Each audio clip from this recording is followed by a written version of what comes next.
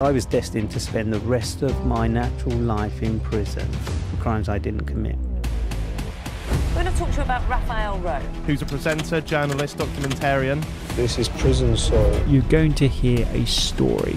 There's only a short period after my son was born, 2 months in fact, my life changed forever.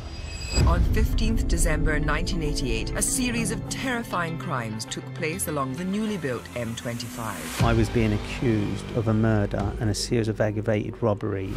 They fabricated evidence and changed things to fit me into the crime. Fucking hell. They convicted us, and I was destined to spend the rest of my life in prison for the crimes I didn't commit. When I was in the isolation cell, stripped naked, bleeding and bruised, I screamed and I shouted through the pain that I was suffering, and nobody heard my voice. At that moment, something started to grow in me that made me become the person that I am today. What is that thing that started to grow in you? Hope. Free after more than a decade behind bars. What is a mistake that you know you've made that you haven't yet fixed? The consequences of my actions has meant that I've never been able to discover anything about my son. If I put a button in front of you and said, you press this button and it erases those 12 years. I'll never, ever get those years back. Would you press the button? Before this episode begins, I just want to say a huge thank you to all of our new subscribers. 74% of you that watch this channel didn't subscribe before, and we're now down to about 71%. So that helps us in a number of ways that are quite hard to explain, but simply the bigger the channel gets, the bigger the guests get. So if you haven't yet subscribed to the Diary of a CEO, if I could have any favors from you, if you've ever watched this show and enjoyed it, it's just to please hit the subscribe button. I hope you enjoy this episode.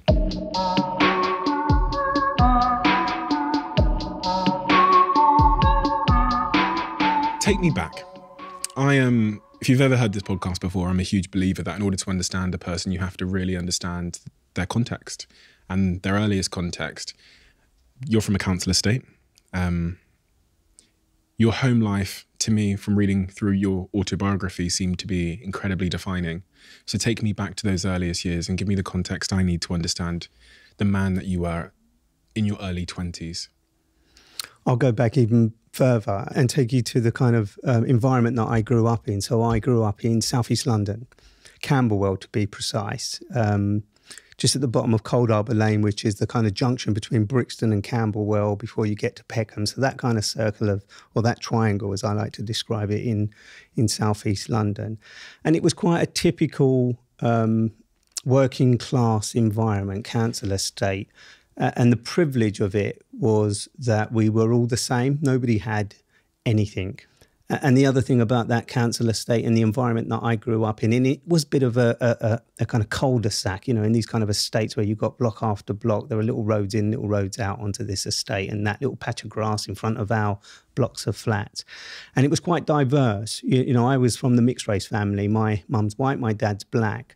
You know, the floor below my flat, we had the Chinese family. Below that, we had the kind of overweight family. And opposite them, we had the smelly family. So there was the Scottish family over in the other block, in the Irish family. So it was a real mix of cultures and personalities and characters and parents. And I'm not going to say that there weren't issues and problems. Of course there was, and you'd always have the shouting. And I'm not going to make it sound mythically like it was a great time, because it wasn't. But when you're a kid, you don't recognise the problems that your parents are facing. You're not being able to pay for the electricity. You're not being able to buy the things that kids want, new trainers and stuff like that. So it's quite stable, but unstable at the same time, because there was also a lot of crime, but not crime that was obvious to young guys like me and the girls.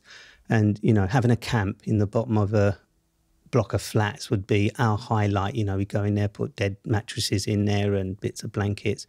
That was my kind of environment. So I kind of grew up in this council estate that was very diverse, had lots of different cultures, and it made me comfortable. My home life was slightly different. You know, my dad is Jamaican. He was strict. He came from a very strict family back in Jamaica. So when he was in the UK, he kind of brought that chip with him. Didn't quite integrate into British society, was a labourer, had a strong Jamaican accent, still has a strong Jamaican accent, because he never never really kind of integrated himself. Now, whether that's because he couldn't read and write, whether that's because he wasn't accepted because he was a black man who came in on the Windrush, or whether it's because he didn't want to, I've never really found out because I've never really had that conversation with my dad. So that's the context. That's what I was growing up in, a council estate that was working class and very poor. If I was in the walls of your home at that time, what would I felt, seen, experienced as it relates to the relationship you had with your parents? Was there affection? Was there love?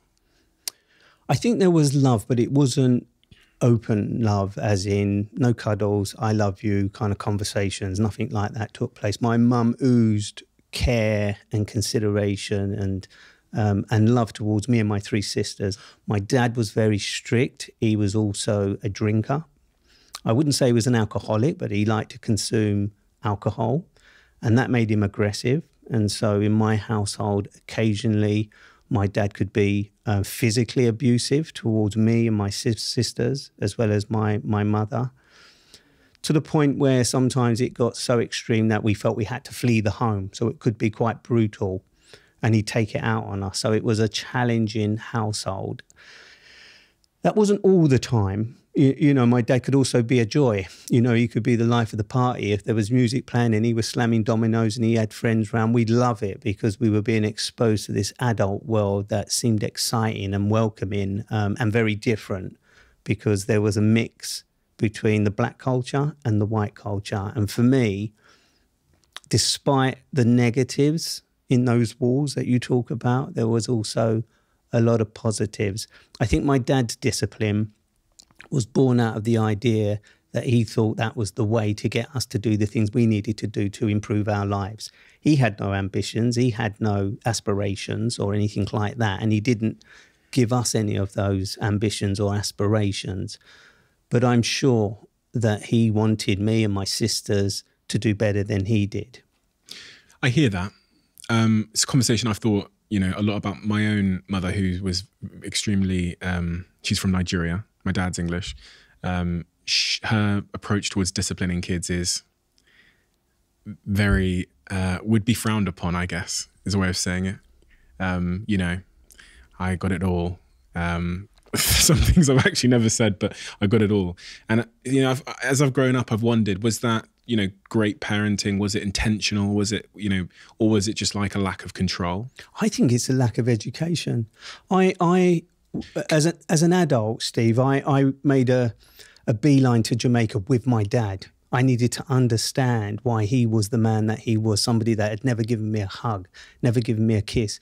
During my time in prison, I witnessed things with other families, white families in particular, where they'd come up to visit their son, and at the end of the visit, they'd hug each other, they'd kiss each other, and they'd walk off of that visit, and that inmate who I observed getting that affection was in a good mood. I never got any of that. I would from my mum, but never from my dad. My dad had a beard. And I remember on one visit, on one occasion, sort of reaching out for him in the way that I saw other people do, because I'd never experienced that, to give him a kiss. And it was a kind of really awkward moment. Not only was his beard itchy and difficult, but I know that he wanted it but didn't want it.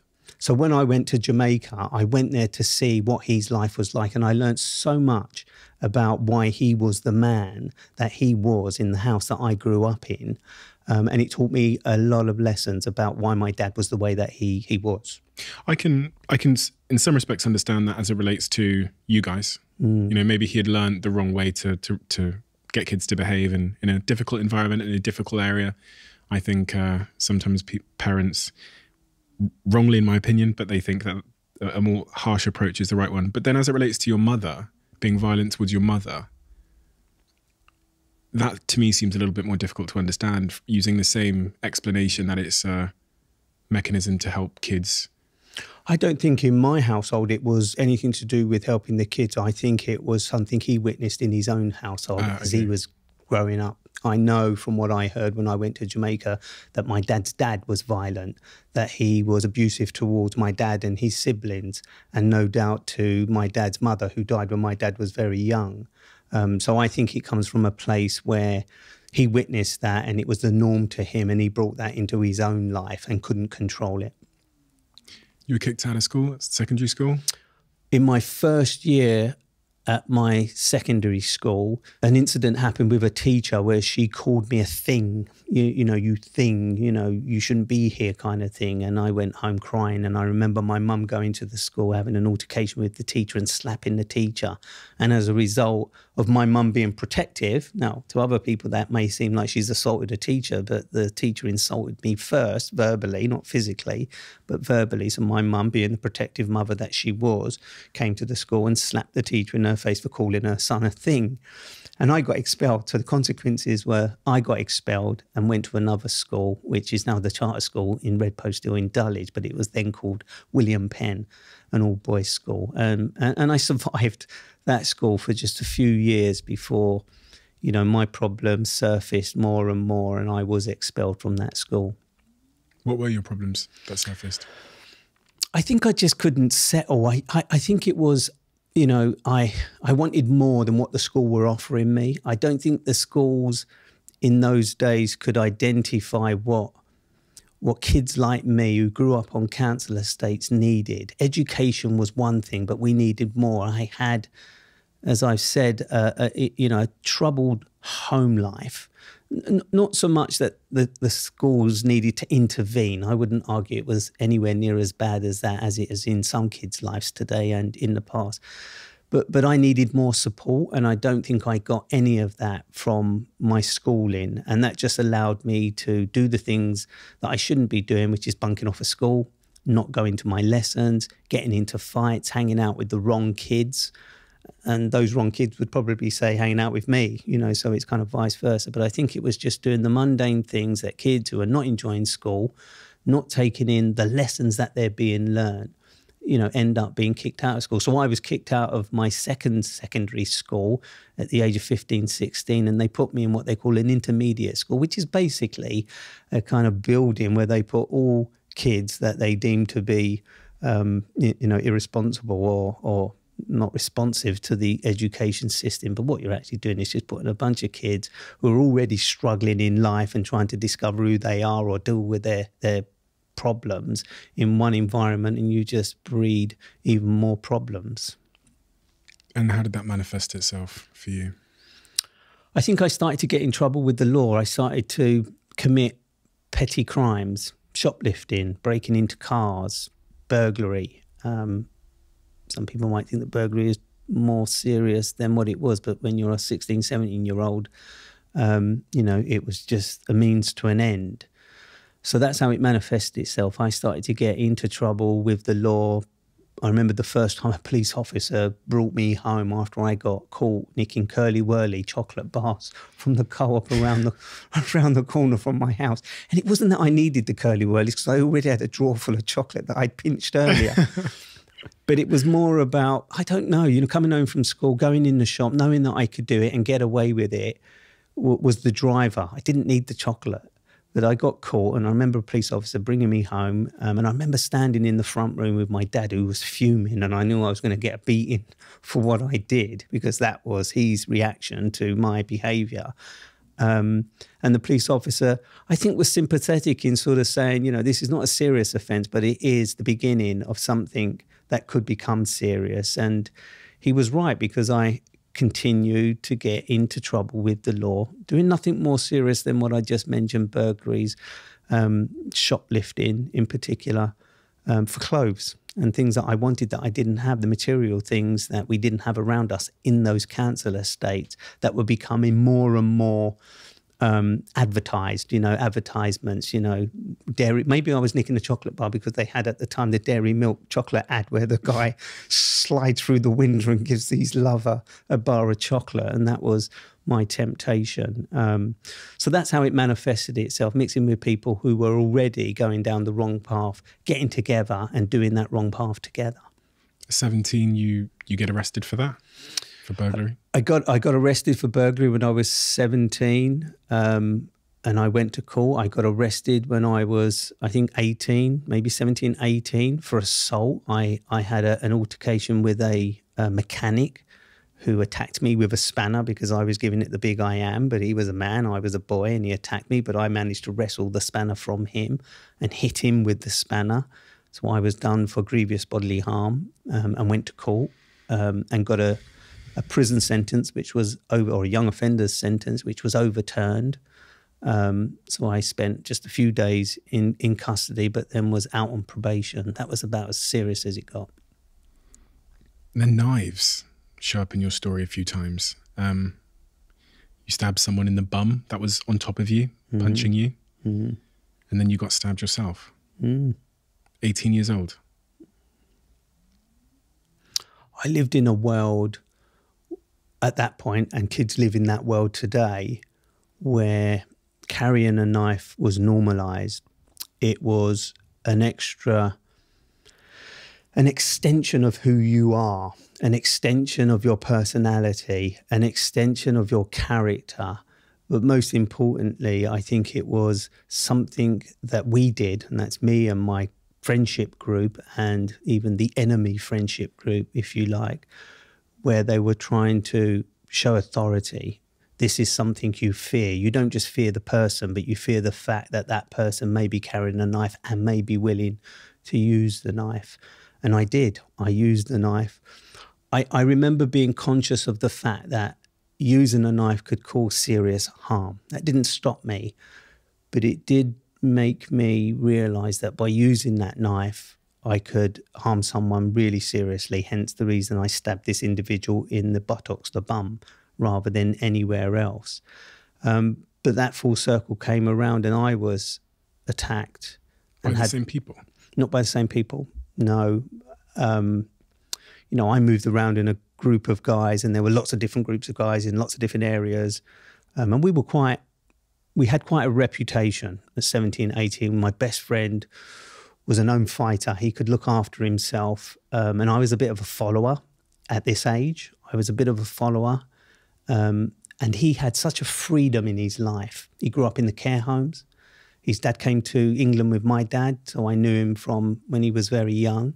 And growing up in the care home system, he just had this sense of freedom that I wanted. And I wanted it because, as I say, my dad was quite a disciplined guy. And so if I wanted to go out, he didn't want me to go out. Now, whether that was because he wanted to be mean to me or whether it was because he was trying to protect me from what I wanted to go and do, which is to go and hang out with guys who had no life really, but just hanging out, smoking weed and chatting up girls. That's what our life evolved around. But in that environment, there were men, young boys, who wanted to challenge us, or we wanted to challenge them. And so inevitably, it kind of leads to you carrying a knife, and in my case, using a knife and having a knife used against me. And from what I read, I believe in your autobiography, they kidnapped you one day and took you to a park, beat you up, etc. The boy who I stabbed in the bum, he had an older brother who was quite a known criminal in the area, in Peckham, in southeast London. And he and his friends, who were older than me and my group of friends, came to my flat, kicked off the door, and took me in a car to a park. I was bundled in the back of the car. I was taken to a park. I was stripped naked. I was beaten black and blue. I thought I was going to die. I thought that was kind of, what was going to happen to me. I thought I was going to die when these guys, these big guys, were kind of threatening me in the car, what they were going to do to me. They stripped me naked and they beat me black and blue. And then they left me in this park. Now, it was in Peckham, but I didn't know where it was because I was in the back of the car, couldn't see where I was going, ended up stopping, being dragged into this park, stripped naked and beaten. And this is the violent environment that I was now involved in, caught up in.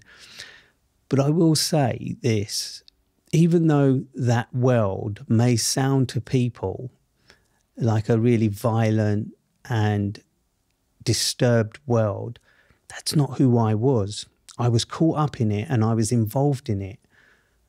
But I know I wasn't that person because it's not the person my parents were bringing up. My sisters, you know, are law-abiding citizens. I was the black sheep of the family. I was doing things because other people were doing things and I was with those other people. That's not me, Steve, blaming other people for what I did and the involvement that I got in. That was free will. But it just wasn't who I was. I just didn't recognise it at the time. I can completely relate to that. I think growing up around certain environments where people are shoplifting, breaking into things, you know, in the environment that I was in Plymouth, you know, if I recounted some of the things that we did below the age of 18 in Plymouth, some of the things that made the newspaper, there was one day where 100 of us got together with weapons and we were going to march over the bridge and attack the neighbouring area, and all these, you know, things we did because of the environment. It's not who I am, but in an environment, we can bring out any side of ourselves in an effort to really conform and to fit in. And as a method of defense, we join the crowds. And that's kind of what I've heard. When I talk about those sort of first 18 years of your life and those things, and you answer these questions, how does it feel? I have this heat glow through my body right now as we're talking about it, because I'm kind of projecting myself back to that moment and the person that I was, the environment that I grew up in, my household, my friendship group, and the lack of guidance and support that young men like me wanted. And I'm not a kind of bleeding heart person who sort of says, oh, well, there should have been people there catching us. There should have been people there guiding us. No, there shouldn't have been. But maybe understanding that environment, as you just say, you know, following in that environment is not always a choice that we make because it's the only choice. It's a decision that we make because there is no alternative, because you don't know of any other alternative. And so talking about it now, it makes me heat up inside, not in an angry way or in a passionate way, but as a reflection of the person and the life that I led and what got me through that as well. I think that's also important, because in that moment, at that time that I was kicking someone or being kicked, or I was fighting with someone, or I was breaking into a house or shoplifting, it's the only thing I knew. It was the only thing I knew to get money, to pay for the things that I wanted. It was the only thing that the people around me knew. You know, rolling a joint and smoking a joint was a bit of fun. We didn't think, as you're not supposed to think when you're a teenager, of the consequences. And for some people, those consequences can lead to, you know, dire situations, as it did me, or it can lead to a new direction in life because they've learned a lesson and they think, right, I want to go down a different path, or they meet someone who gives them an opportunity to go down a different path. So as I think about it now, I just remember there was no alternative. They're unknown unknowns, aren't they? You don't even know what you don't know. You don't even know that you don't know about the other paths that are possible if you grow up in that context where, you know, there's no relatable role models. There's no one you can model yourself against that's living other than what you said, which is the TV. You get to see some people that look like you, that come from where you come from on the TV. But how many seats are there at that table? I just wonder whether there were people around, but I wasn't exposed to them in the same way that there are. I mean, okay, social media technology is, giving us different platforms, but I just wonder where they were when I was in that predicament, my own environment. Where were these people? Whether it was the school teachers, as I say, they were not guiding me in the right direction. Yes, their job is to just educate and to impart information, and I should have been sucking up that information like most of my peers, I suppose, because not everybody who grew up in the same environment that I did went on to lead the same life as me. So there must have been something within my personality, and there definitely was, that made me become the person that I become and go down the path that I went down. But I do wonder where those people were at the time. Maybe they were just living their lives outside of the council estate, and so they didn't come into where I was, because I saw very few people become successful that were in my immediate circle. When you got stabbed, they slashed your face, didn't they? You've still got a scar from them. I have a scar down the left-hand side of my cheek. I was attacked. This was part of you were kidnapped, taken to the guard. That's when That was a different incident. That was a different incident. That was a different incident. I was going to visit an ex-girlfriend. We'd had a bit of a rocky relationship. And I remember going to visit her in Brixton, and there were some guys attacking an elderly woman, and being the kind of person that I was, and this is why I say there was something in me even then that cared. And I tried to intervene, and it led to me getting into a fight with these guys. I didn't know they were holding a knife. I didn't have a knife with me at the time. And they beat me. One of them held me down. He stabbed me in my temple and then cut the side of my face open. After the fight, I got up, literally held my cheek together and made my way back to my best friend who took me to a hospital, and I had my face stitched up by the hospital. You were 18 at this time? 18. At that age, 18, were you looking out into your future? What are you saying? Nothing. Nothing. Absolutely nothing. Just the existence that I was in at that very moment. At that point, it was about revenge. It was about finding out who did to me what had just been done to me, and how me and my group of friends could go and seek revenge on those individuals, especially my best friend, who was my kind of leader, if you like. He was the one who was more angry than anybody. That's all it was about at that very moment. Didn't see beyond that. That's what my existence was. At 18 as well, your life changes in an interesting way when you find out you're having a baby. Yes. Another one of my girlfriends, who was also a young girl who grew up in the same estate as me, never really had any kind of feelings for each other at any point, ended up in bed one night. She got pregnant and gave birth to my son. At that point, our relationship, which didn't exist in the first place, became even more of a challenge, because I was still a young man myself, and all of a sudden I'd become a dad, and I didn't know what a dad was. My dad wasn't, as much as I love my dad, he wasn't a role model in how to become a good dad. There was no one sort of saying to me, this is a huge responsibility now, son, and you've got to go off and do the right thing, not just for you, but for this young man that you brought into the world. And I was also just caught up in my own existence and my own world. I had nothing to offer my son, no guidance, no money, no life, probably love, but I didn't quite understand what love meant at that point, to share with this new thing that had come into my life. And so our relationship, mine and my son's mother, broke down, didn't exist. And that was the end of that.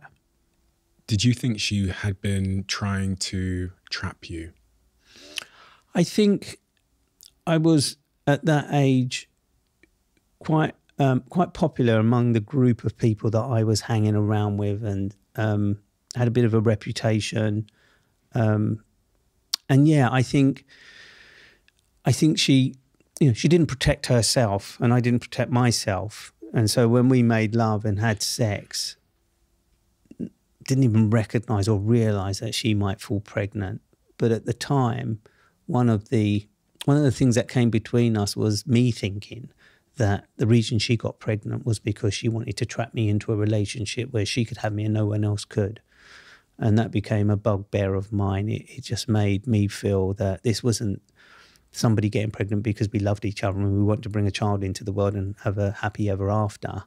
I felt it was a trap, that I was being brought into this situation because she wanted me.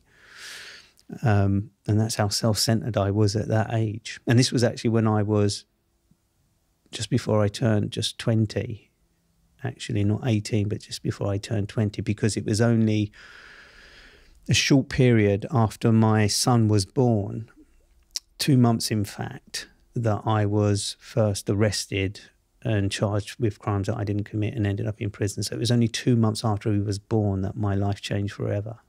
Were you there? You weren't there when he was born. I think I read in your story. I was at the hospital the day after he was born. So I got there the day after he was born and did what any parent, dad would want to do, which is hold their newborn son, daughter, and try. And I'm glad I did, actually, because I think that was a moment that I bonded with him and recognized this was real, as opposed to the months leading up to it of pregnancy. So I was there the day after he was born, and then had limited contact over the next 2 months before I ended up getting arrested and imprisoned. And then that was the end of our relationship. And this is why I say I felt that the mother of my son tried to trap me, because during that period, It was, I don't want anybody else to come and visit you if you want to see. You know, there were ultimatums made to me that I would not be able to see my son unless I made certain decisions in my life to cut other people out of my life. And that kind of reinforced this idea that I'd already had. I was being trapped into a relationship I didn't want to be in. I didn't love the woman. We had a sexual relationship, and that's all it really was. And I feel really bad saying that because a son come out of that. And you know, he's a grown man now, but I still don't have any relationship with him as a result of my actions, not his, nothing to do with him, and probably not even his mother. But really, it comes down to the person I was at that time in my life. When was the last time you spoke to him? I've never spoke to him. I've never had the privilege of having a conversation with him, apart from when he was still in his nappies being brought up to see me on a visiting table. Have you tried? When I came out of prison, I made an application through the courts against my better judgment to try and get access to my son. And I remember turning up at court on one occasion as the hearings were progressing. And I think this was the kind of key hearing. And as I was walking into the court, you know, the solicitors and the lawyers and the people that were involved in this kind of child custody case was making it clear to me that my son didn't want to see me. His mum didn't want me to have a relationship with him. And I just felt at that moment it would be wrong of me to force this situation. So I walked out of the court and left it there. And so I've had no contact, and I've not attempted since then to make contact. There was this kind of little bit of me that felt in time, when he's ready, he will come looking for me for us to develop a relationship. Sadly, that's not happened. Does he know who you are these days? Does he know? So. I think so. I'm sure he does, because he grew up in the same world that I grew up in South East London. I don't know what part of the world he's living in right now. I don't know what his life is like, what his relationship's like, whether he has children, whether I'm a grandfather. I have no idea. And I'm scared to even find out, to be honest. There's a bit of me that's really scared to find out that I miss so much. It was a painful time during the years that I was in prison, because I kept a diary. Every day I'd write in that diary, every other day I'd write in that diary a message to this son of mine that I'd never met or had a relationship with, just so that he knew when I got out that I hadn't completely abandoned him. Physically, yes, I had no control over that. But in my thoughts, he was always there. So I kept this diary in the hope that one day, when I got out of prison, I could present these diaries and he would be able to see throughout the 12 years that I was in prison that there were lots of mentions of his names and what I was thinking and what I was feeling and the pain I was going through, not being able to have a relationship with him. And unfortunately, I've not been able to give him those diaries. They're in a locked box at my home at the moment. How has that been to deal with over the years, honestly? How's that, what's that like?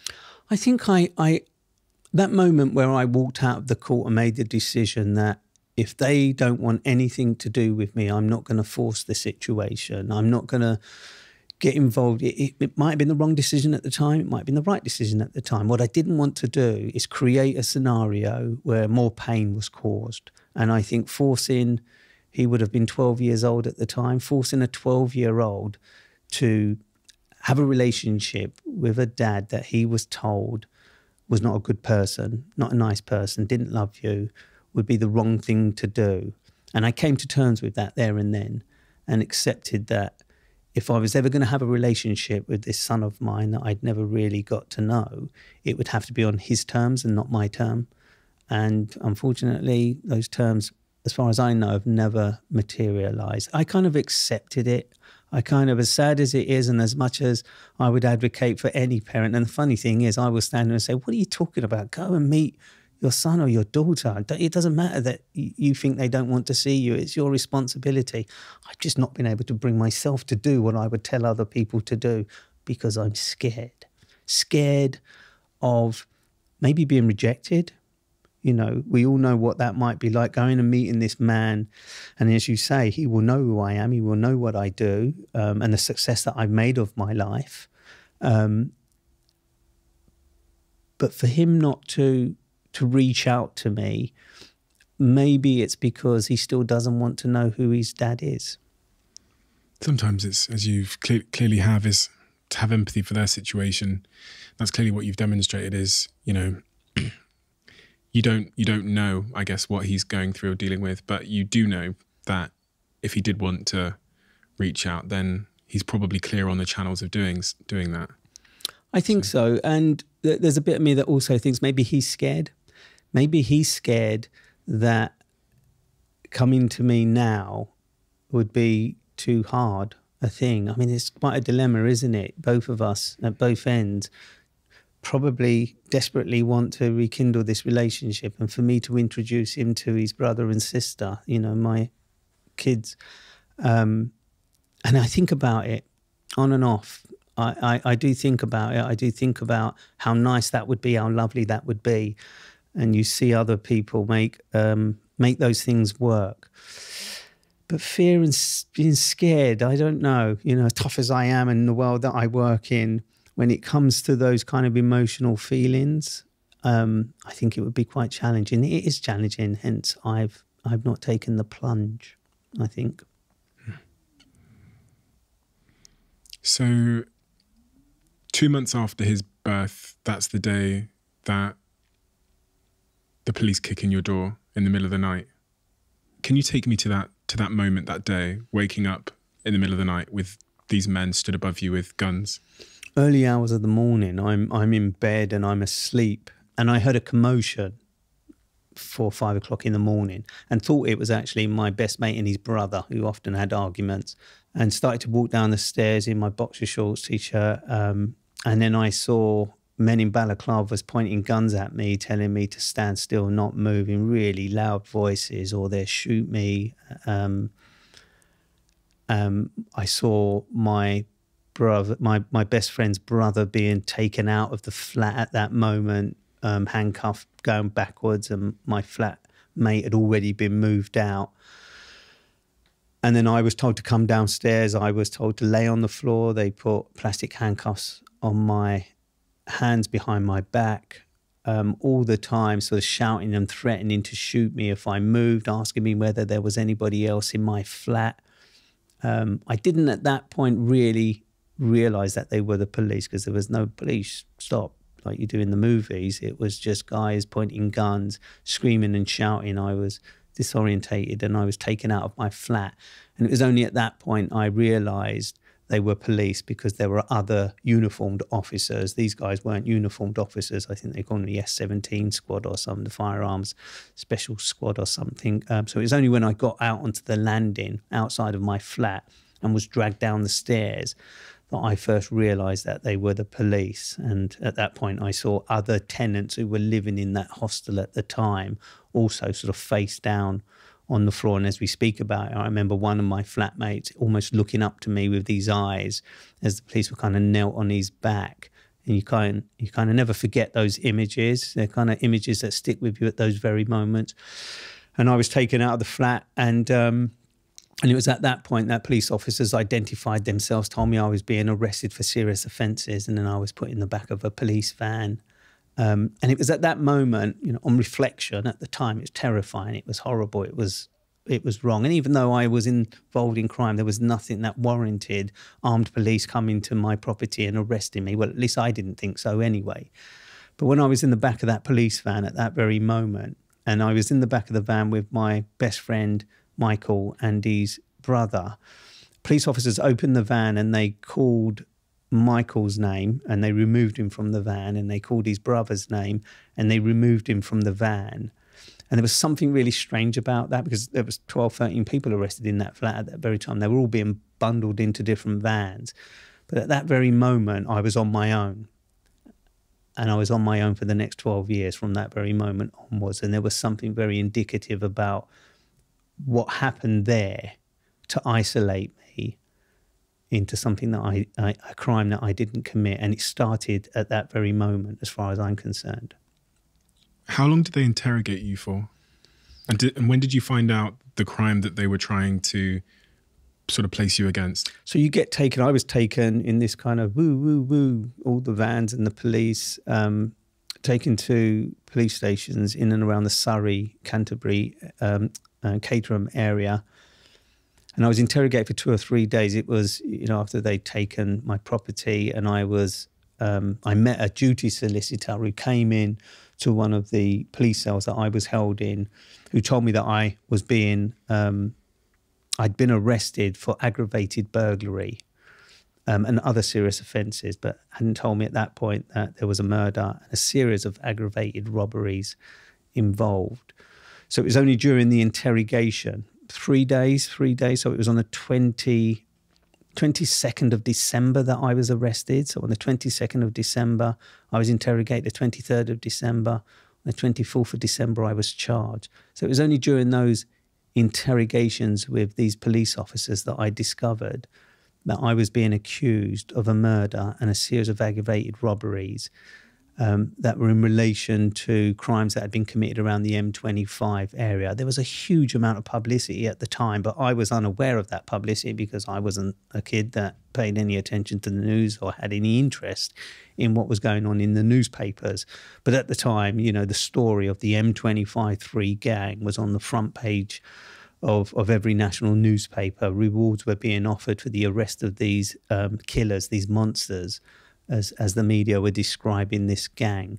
But I was completely oblivious to any of that and only found out during that interrogation that I was being accused of murder, not knowing it was anything to do with that particular crime and the serious aggravated robberies. I watch a lot of these police interrogation videos, and you can't help but wonder what you would do in that situation if you are innocent, what you would say, how you would be, if you're triple guessing your own body language. But in those interrogations, when you find out what the crime is and you realise no, this isn't me. I didn't do this. I wasn't there. What are you thinking and feeling? Are you feeling that you're going to be out and they've got the wrong guy and they're going to realise, or are you terrified? I think it's a combination of both. I tried to hide my fear, and I think anybody would.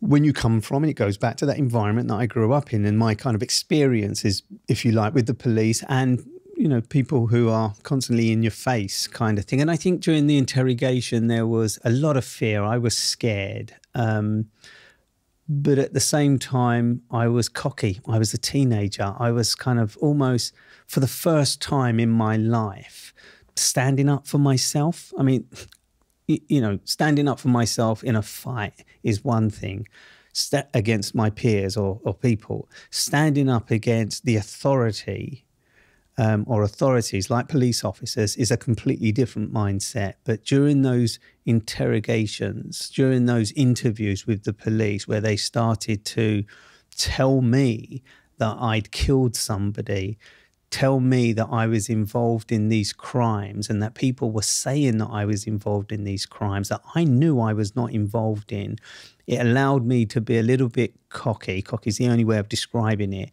where I didn't shut up and do a no comment thing. It's like, no, what are you talking about? I didn't do that. No, I wasn't there. That's a lie. So I was defending myself and standing up for myself from the very beginning.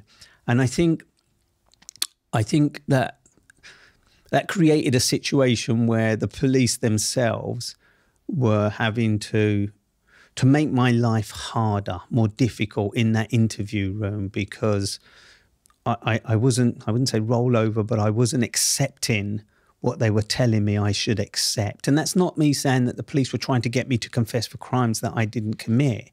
It was more about them asserting their authority and telling this little brown boy with dreadlocks who couldn't, articulate himself like I can with you right now, that he was a murderer, that he was a bad person who'd done bad things, and we've got you, and we're going to lock you up for the rest of your life. That's what I was experiencing. So it was a terrifying experience, and I was scared, and I was on my own, and I wasn't being supported by the solicitor at the time. But equally, at that moment, during that time, something started to grow in me that made me become the person that I am today. What is that thing that started to grow in you? Hope and resilience and determination and this ability not to allow someone else to dictate who you are, what you're going to become, what you should do, what you shouldn't do. It's as if they were planting seeds within me, my physical body and in my mind, that would grow over the next few months and years that I was wrongfully imprisoned, convicted of a murder and these crimes that I hadn't committed. I didn't realise it at the time, but on reflection, I realised in those moments where I'd always been a follower, followed my friends, followed the environment that I was in, got involved in things that if you'd asked me to do it on my own, I would never have done it because I'd have been too scared to do it. You know, burgle a house on my own, you're joking. I couldn't do something like that. But when my mates were doing it, yeah, I'd follow and get involved. When we were going in shops together and shoplifting, I'd get involved. Ask me to do it on my own and I'd be quite scared to do it.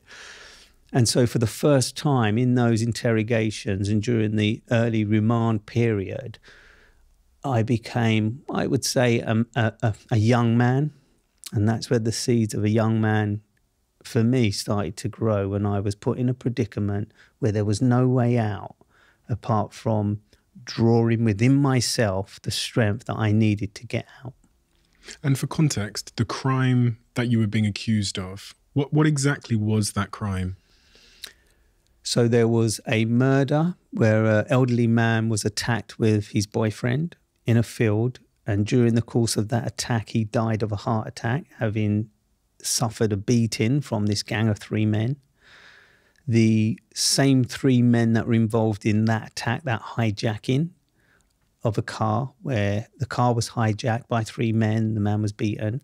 The same 3 men then turned up at the property of some wealthy people in Surrey, broke into their home, tied up the occupants, attacked and stabbed one of the occupants, and then they fled that crime in the cars from that property and went to a third scene, all in one night, all over the 15th, 16th of December 1988. They then went to another crime scene, broke into the property of 2 occupants and tied up those occupants and fled with their property. So those were the 3 crimes: murder, attempted murder, the stabbing, and the aggravated robbery, and then the 3rd aggravated robbery at the final scene. So all of those crimes is what I was being accused of being involved in.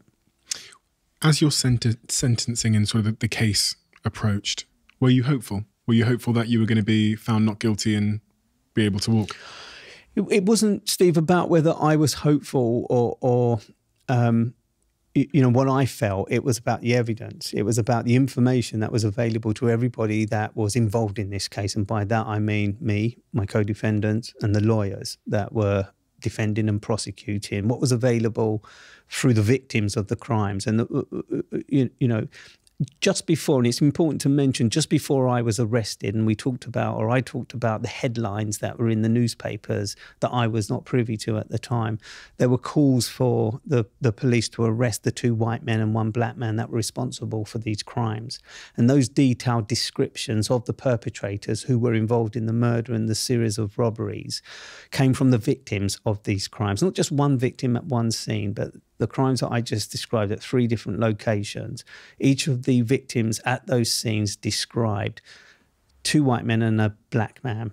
One victim went so far as to say one of the white men had blue eyes and fair hair because they saw that through the balaclava that they were wearing and they were up close. This is not fleeting sort of CSI kind of identifications where you can say, oh, well, they may have made a mistake.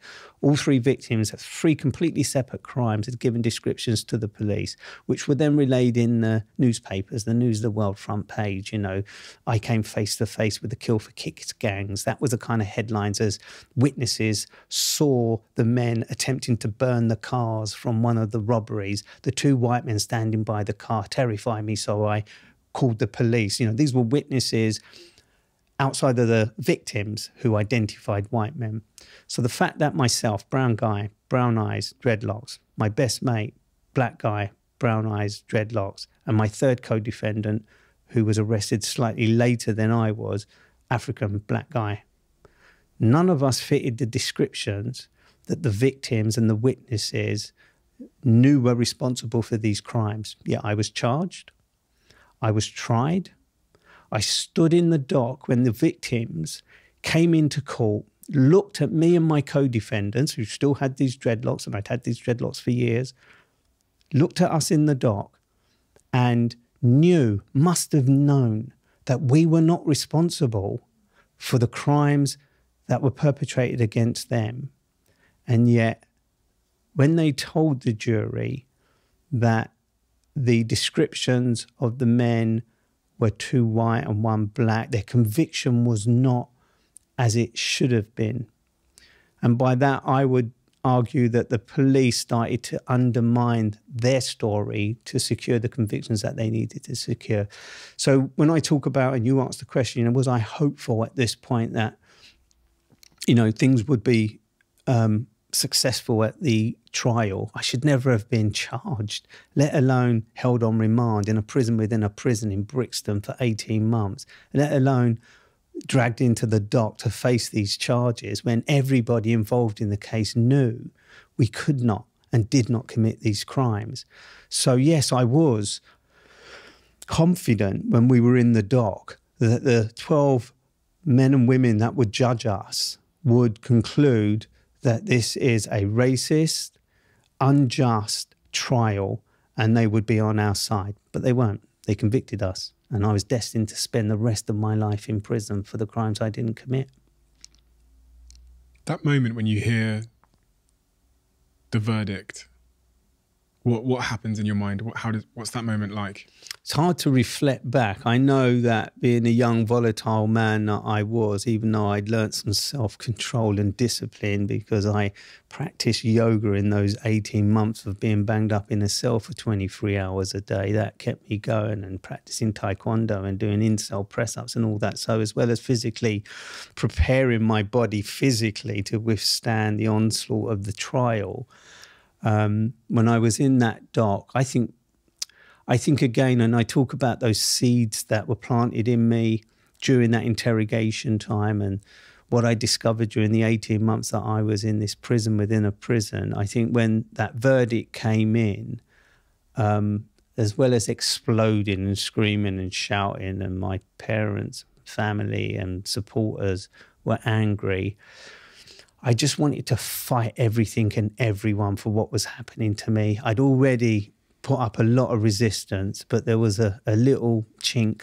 that made me believe that it just couldn't happen. They couldn't convict me and send me to prison for crimes I didn't commit of such a serious nature. So as well as being volatile at that very moment, I continued to be volatile for the next God knows how many years. And the only person that suffered was me. I was the only person that suffered spending years in isolation, segregation, being beaten physically by prison guards who were not responsible for my wrongful conviction, but they were the authorities keeping me in prison, even though that's their job, but I didn't recognize it at the time.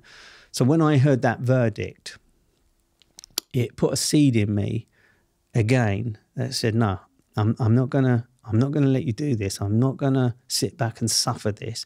Well, why should I? Why should my family? Why should you get away with this? No, I'm not going to allow that to happen. And that became that seed that grew in me in the years that followed. And what was the sentence? I was sentenced to life imprisonment for the murder. I was sentenced to 15 years for the attempted murder. I was sentenced to 12 years for the attempted murder, aggravated robbery. I was sentenced to 12 years for the assault on the guy that was with the guy that died, and another 12 years for the final robbery, totaling life plus 56 years, I think, if my calculations are right.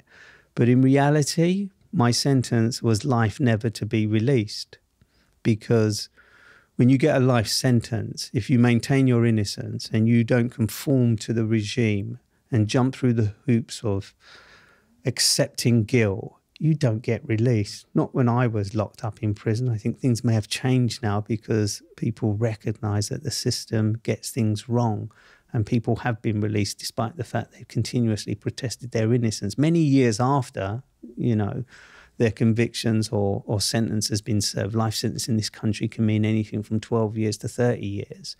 But I was destined to spend the rest of my natural life in prison for crimes I didn't commit. You know, this podcast is streamed in prisons.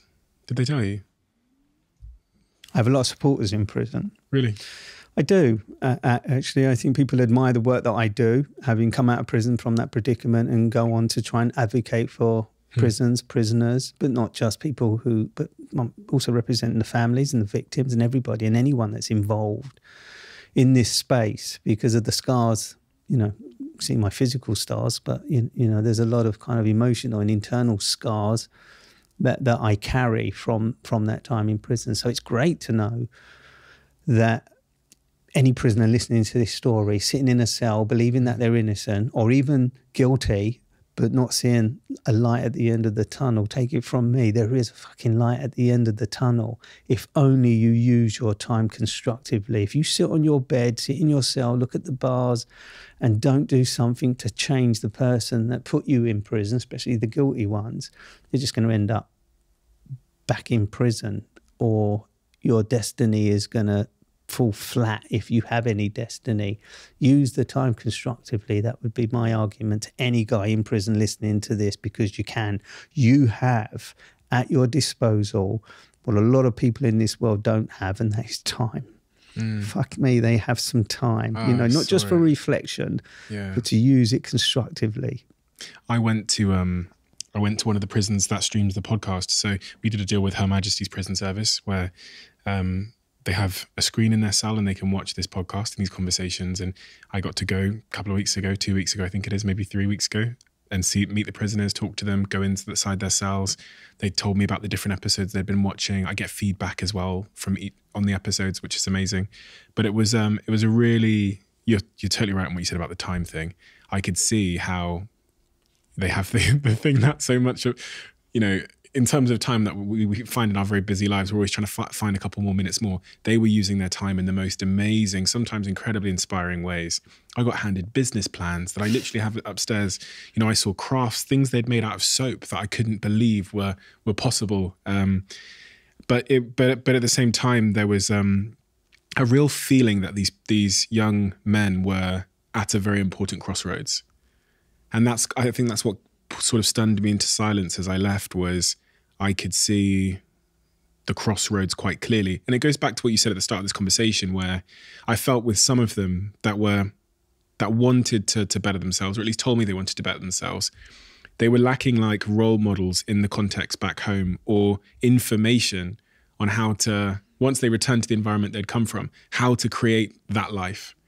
And that was the thing that I really struggled with. I almost felt a responsibility leaving there thinking, what can I do to help that young kid who's handed me this business plan, which is amazing because clearly he spent so much time on it. But I know that when he leaves the system, he's going to fall back into an environment where there isn't entrepreneurs and there isn't anybody to tell him how to start that business or whatever it might be. With support my foundation. That's what you should do, work with my foundation. But the important thing is, during my time inside, I didn't study the law, but I got to know what the law was all about because I needed to fight my wrongful convictions by understanding the law. Journalists were writing stories about me being a monster. The Sun newspaper was calling for hanging to be brought back. And if they had their way, I wouldn't be sitting here talking to you today, because I would have been hung, strung up for a crime I didn't commit, and then pardoned 10, 15 years later when they recognised my innocence. Fortunately, I was shrewd enough, and this would be my message to prisoners, to be shrewd enough that I studied a correspondence journalism course in prison, because I knew I needed the media to tell you and other people on the outside world that I was innocent. So I studied the media to understand how the media worked, so that I could plant stories in newspapers, national newspapers, challenging issues to do with prison or disclosure of evidence or conviction. So not specifically about my case, although that was my ultimate motive. It was about understanding how journalists work and then using those journalists to get my message out there. And so that would be my argument. The guy's giving you their kind of business plan. Why give it to you? Why not take that business plan, understand it themselves and do it for themselves? Yes, they do need somebody to offer them a space or a piece of opportunity, but they need to do it for themselves. And that's what I learned during those early years or late years that I was in prison, that you cannot rely on one person to dig you out or help you out of the situation. You have to do it yourself, which is why I say these seeds that were planted in me from the beginning, they grew into the resilience, the determination, hope, which is, everyone has a story, don't they, about hope, how we listen to other people. It's It's a self-determination that you can only find when you discover yourself in a situation that you cannot control. You have no control over, but you can control what you do for yourself. You know, giving you their business plan, hoping that you will do something for them would be great, but you can't do it for everyone, so they have to do it for themselves. If I'd asked you then, say, a couple of years into your sentence, if you were going to spend the rest of your life in prison, what would you have said to me? No. I was never going to spend the rest of my life in prison for a crime I didn't commit. I was not going to come out of there in a box. I was not going to let them kill me. And there have been and was occasions where prison officers beat me so badly, the easiest way to get through it would have been to die. I was not going to spend the rest of my life in prison because I was going to fight for my freedom. Initially, I thought it was the physical fight that was going to get me there, confronting the prison officers, fighting prisoners, you know, getting involved in volatile and violent situations was my way out. That was really just me escaping the reality of the suffering that I was going through. Inflicting pain on others, being inflicted pain on me was a way of kind of dampening that pain, that suffering.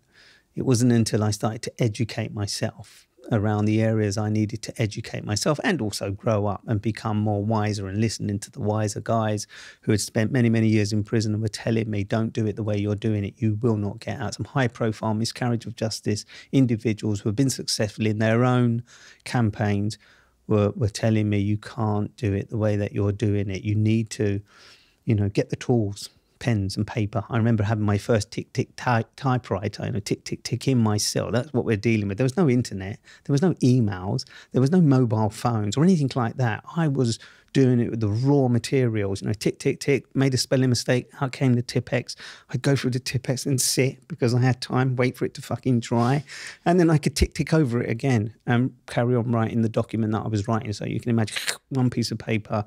I'm writing an application to European Court, 200 pages long. Can you imagine how long that took me on a bloody typewriter? Because there were no computers and no access to anything but that typewriter. Can't remember who I got that typewriter from or where it came from, but I'm truly grateful because not only did it give me the tool to fight my wrongful conviction, but it allowed me to understand myself and to learn for myself how to use new words, how to articulate myself, how to express myself, how to win an argument, how to change a situation.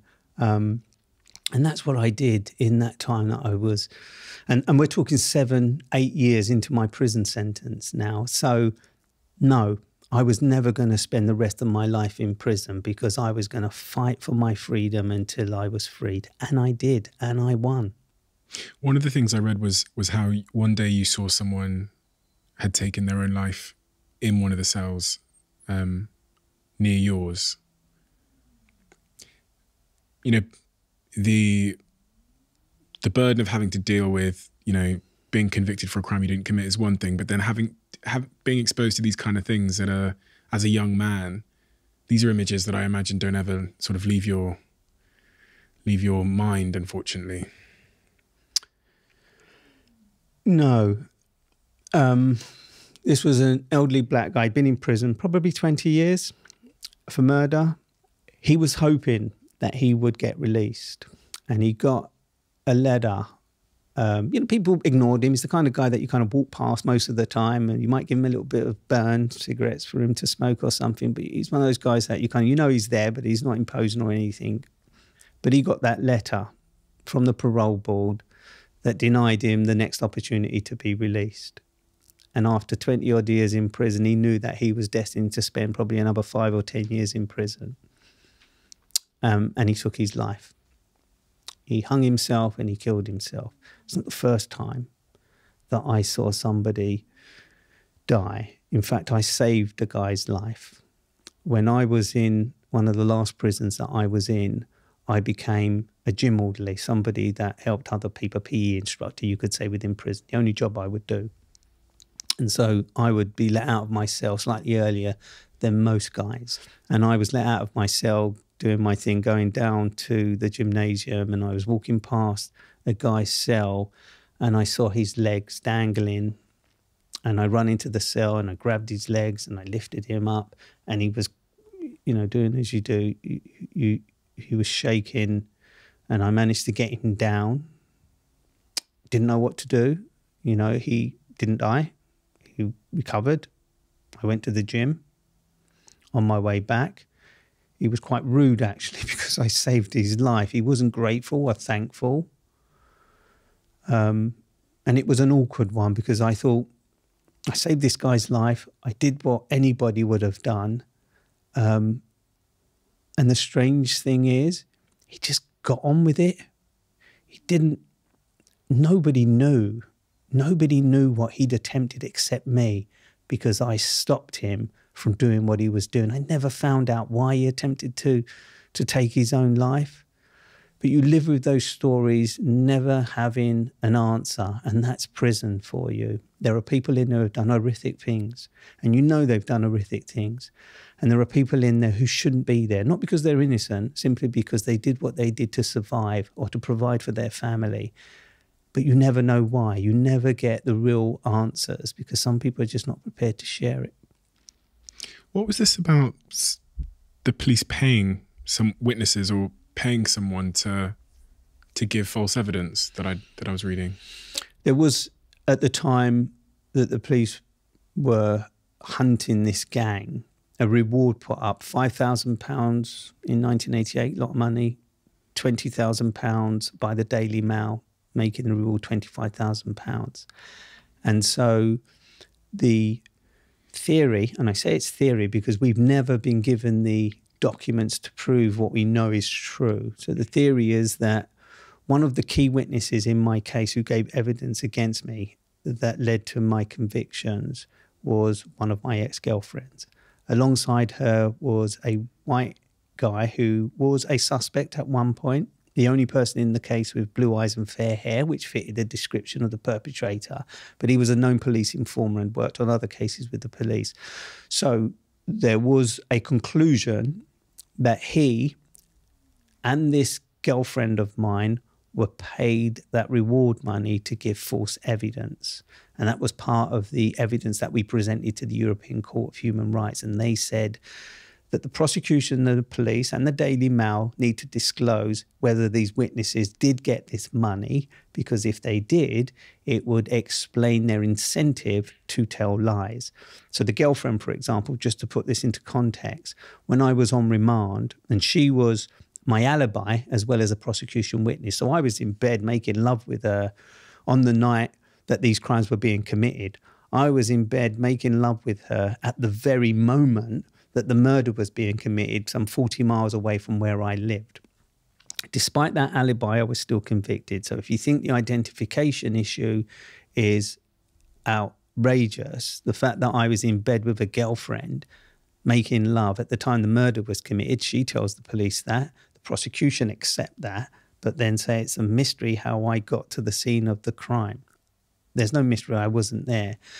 She sent me a letter when I was on remand in Brixton Prison, apologising for the lies that she told. And the lies that she told for the police was that I left her at 1:30 in the morning after we made love. The murder had already been committed by 11 o'clock that night. The first robbery had already been committed by 12:30. So even on her lies, it still didn't allow for me to be a part of this gang and a part of these crimes. So when she sent me this letter to Brixton Prison, I presented it to my defence, the prosecution become aware of it, and we believe that she was paid a reward to say that she sent me that letter because she wanted to help me, and it wasn't true. So the reward, we believe, was paid to her to tell lies for the police, and to this police informer for him to tell lies. And we still believe that today, despite the fact that the prosecution, using public interest immunity certificates, so these kind of secret documents, have still, to this day, never disclosed who got that reward money. I wrote to the Daily Mail and said, you paid this money to these witnesses who have been told, who have told lies. You paid this money to a witness who was a key suspect and could be responsible for these crimes. Surely there is an onus and a responsibility on you, the Daily Mail, to disclose this information, and they never did to this day. And did you ever write to her and ask her if she received the money? No, I didn't know how to, and I didn't feel that was necessary. I knew she lied. She knew she lied. When the Rough Justice program was made, they secretly recorded the guy on their show admitting that he conspired with the police. This was one of the key pieces of new information that Rough Justice broadcast. But they secretly recorded this witness admitting to them that he'd fabricated evidence for the police in the M25 case. He didn't know that they were secretly recording that conversation for the program they were making about my case. And so that in itself became a key piece of evidence. But I never, from my conviction to this day, had any contact with the ex-girlfriend or that guy who we know told lies. I read this other quite funny in some ways, quite perverse in other ways, story about a chaplain. You know what I'm going to say? Yes, I do. Bizarre things happen in prison for bizarre people, and we benefit from it. Yeah, clearly. I mean, you can tell the story. For those who want to hear, this story is about a chaplain, right? So prison is a place where you don't have conjugal visits, i.e., married men and women who are in prison are not entitled to have any intimacy with their husband, wife, girlfriends when they're in prison. That's just not how it works in this country. In other countries, it does, but in this country, it doesn't. But there are some people in prison, including this chaplain in this particular prison, who had sympathy for prisoners. He had an understanding that intimacy, an opportunity for intimacy was limited. And so and we prisoners knew this, if you could get your loved one outside, girlfriend outside, or someone you wanted to have sex with outside, write the chaplain a letter to say to the chaplain that you are thinking about dumping your boyfriend, or you get that letter and take it to the chaplain and say, I've just received this Dear John, a Dear John being a letter from a girlfriend or a loved one outside saying that they don't want anything more to do with you and that you need a private visit, a visit that is not in a visiting hall with everybody else, but maybe in a, quieter place. And so this chaplain was known for helping people out in this way. So he would allow people to book this private visit where they would have their loved one come in, their girlfriends or their wives come in. But what he had was a hole in the wall. And what he did is he used to spy on people who were in those private visits, who took those opportunities to have a quick bit of sex. And he was spying on them. And they discovered that he had this hole in the wall and was watching prisoners have sex with their wives or girlfriends during these encounters. Now, I would argue that most prisoners wouldn't care less, because I was one of those prisoners. And after 10 years, for the first time, I was able to have intimacy to the point where I came in nanoseconds kind of thing. I know I detailed too much, but the reality is when you've been wanking for so many years and you've not had any intimacy, it is a real hard thing, not to not come in second nanoseconds, but to rekindle those kind of relationships, how to become intimate with somebody when you've been deprived of that for so long. And as I said at the beginning of this, I wasn't somebody who had people coming up on the visit giving me big hugs and cuddles. So it was a real challenge, just one of the challenges that you face at the end of being in prison. And there are many, many more, the psychological as well as the physical. But I was privileged to be in one of those rooms on one of these occasions. Would I have reported that chaplain that he was watching me? No, I wouldn't. I would have used it to get another visit. But unfortunately, somebody did grass on him, and so he was removed from the prison system. And that privilege that the prison officers didn't know about stopped. Was he a priest or something? He was a priest who worked in the prison. And how was he getting these women in? So this was one of your ex-girlfriends. So he wasn't smuggling them in or anything like that. So they would come through the normal visiting channels, but you would have approval from the priest or the chaplain to have this visit, not in the normal visiting hall, but in the chapel As a religious thing? It's not even religious, but they have a chapel in prison where people can go and they can practice their religions, but they would have rooms in there. It might be his office. On this occasion, it was like a communal area that the chaplaincy and people coming in to visit him on official visit would sit down and have a cup of tea and whatever. I was in the room with my kind of pen pal girlfriend, if you like, at the time. I'm going to give you the graphic detail because it's important. So, we're kind of doing it. We're kind of like, I'm kind of going at it nanosecond time. And he walked into the room as I was kind of mid-flow, if you like, and picked up the tea and biscuits, or he dropped off or picked up. I can't remember if he dropped off the tea and biscuits, but he didn't bat an eyelid. He literally just came into the room. We were kind of about to kind of react in a way, but we didn't have any time. He just literally came in, picked up the tray or dropped off the tray and just walked straight back out. So he was well aware that anybody he agreed to give one of those visits, it would be an opportunity. And I saw it as a great thing. There are not many people in prison who have sympathy for prisoners or would do something to allow them a moment like I was allowed on that occasion. And after such a long time of no intimacy, I was grateful for it. Gutted that he lost his job. I'm sure people have a lot of mixed feelings about it, so I won't comment on my own views, but I'm sure people have a lot of different mixed opinions on that and the kind of perverse behaviour. Quick one. As you might know, Crafted are one of the sponsors of this podcast, and Crafted are a jewellery brand, and they make really meaningful pieces of jewellery. And this piece by Crafted, when I put it on, for me it represents courage, it represents ambition, it represents being calm and loving and respectful and nurturing, while also being the antithesis of that, seemingly the antithesis of that, which is sometimes a little bit aggressive with my goals and determined and courageous and brave. The really wonderful thing about crafted jewelry is it's super affordable. It looks amazing. The pieces hold tremendous meaning and they are really well made. Quick one from our longest standing sponsor, Huel. I can't tell you over the last, really it's been about 2.5 years. It was really post-pandemic, how much my health has become such a huge priority in my life. Huel has been probably the most important partner in my health journey because I've been in the boardrooms, I've been to their offices tens and tens and tens and tens of times. I've seen how they make their decisions on nutrition.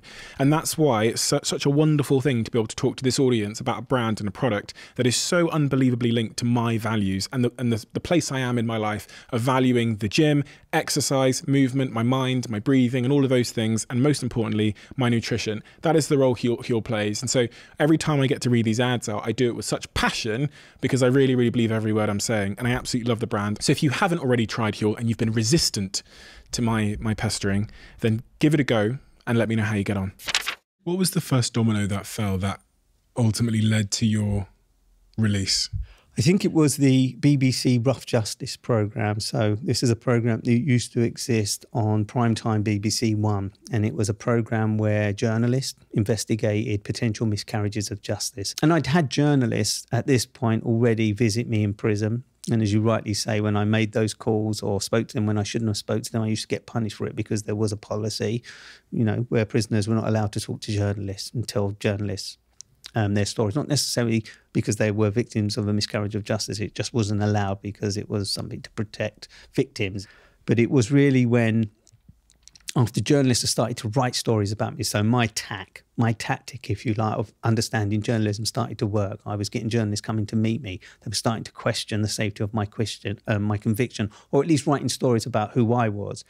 10 years on, the person that was deemed a monster, the person that was supposed to be the leader of this M25 gang, etc. But I was sitting on the toilet in my cell in Kingston Prison, and we had this little TV monitor. Mobile phones didn't still exist at this point, so there were TVs on these little kind of boxes, and there was one circulating around the prison, and it was given to me that night because the BBC Rough Justice programme were about to broadcast an hour-long investigation into my wrongful convictions. That was the first domino, I think. That was where a credible platform like the BBC, with serious journalists who knew their stuff, took these things serious, started to question my conviction. And that led to an avalanche of other media outlets taking an interest. But the application I told you about that I tapped on my typewriter to European Court of Human Rights was, I think, the final straw, because when 21 judges at the European Court of Human Rights unanimously concluded that I was denied the right to a fair trial because the police had conspired with witnesses and suppressed evidence, and there were questions about the identity of the true perpetrators. When those 21 judges told the British court system to relook at my conviction, that was the kind of final straw. And I knew then that my convictions were going to be overturned. So take me to the moment that you found out that you were going to be released, and what the context that brought you to that moment.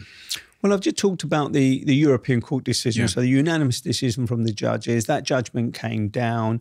My lawyers were kind of bouncing up and down saying, this is it, this is the moment. The appeal court and the Home Secretary, I mean, I'd been on hunger strike and did many other little stunts that were quite serious to my own well-being and health, to try and draw attention to my plight, if only to get journalists to tell other people what I was going through, in the hope that other people would support me. And it worked. They did. And they made enough noise for the politicians and the system to understand that there was this guy who'd been in prison for many years for a serious offence that he didn't commit, who was not giving up. And it worked because even the prison guards were now slipping newspapers under my door with the article and banging on my door and saying, good luck. You know, a couple of years earlier, they were banging open my door and dragging me down the segregation block and giving me a kick-in because in their eyes I was a convicted, guilty man who was just making trouble for the prison system. And so by the time I got to the Court of Appeal, so I taken from Kingston Prison in Portsmouth, brought to Pentonville Prison in London, met up with my co-defendant for the first time in many years, Michael, and the other co-defendant. We went into the appeal court and there was this 3-week hearing in front of some senior judges about the rights and wrongs of the evidence, non-disclosure of evidence, payment of rewards, issue around identification. So the whole case, just between my defence lawyer, the prosecution and the judges, was played out almost like it was at the original trial, only now there was far more information. There was a European Court decision. There was a secret recording from the BBC Rough Justice programme. So all this was being played out. And there was a lot of attention from journalists, only this time on my side, as opposed to, you know, writing that I'm a monster and everything. So we won over the journalists who were also concerned about our convictions. But even on the last day of that hearing, the judges were pretty cruel, actually, in that they didn't make a decision there and then. They knew they were going to quash my conviction. They knew, as did the prosecutor, they knew that they couldn't withhold this conviction anymore. But what they did is they reserved judgment. And despite my defence barrister saying, well, you know, you should be freeing these men at least on bail until that judgment is made, they didn't. And so I was dragged back down to the courts and taken back to the prison, where I waited for another, and this was in the year 2000, where I waited for another few weeks, before I got that knock on my cell door from the governor saying, can you come down? I've got something to tell you. Your case decision is coming in tomorrow, so we need to take you back down to London today.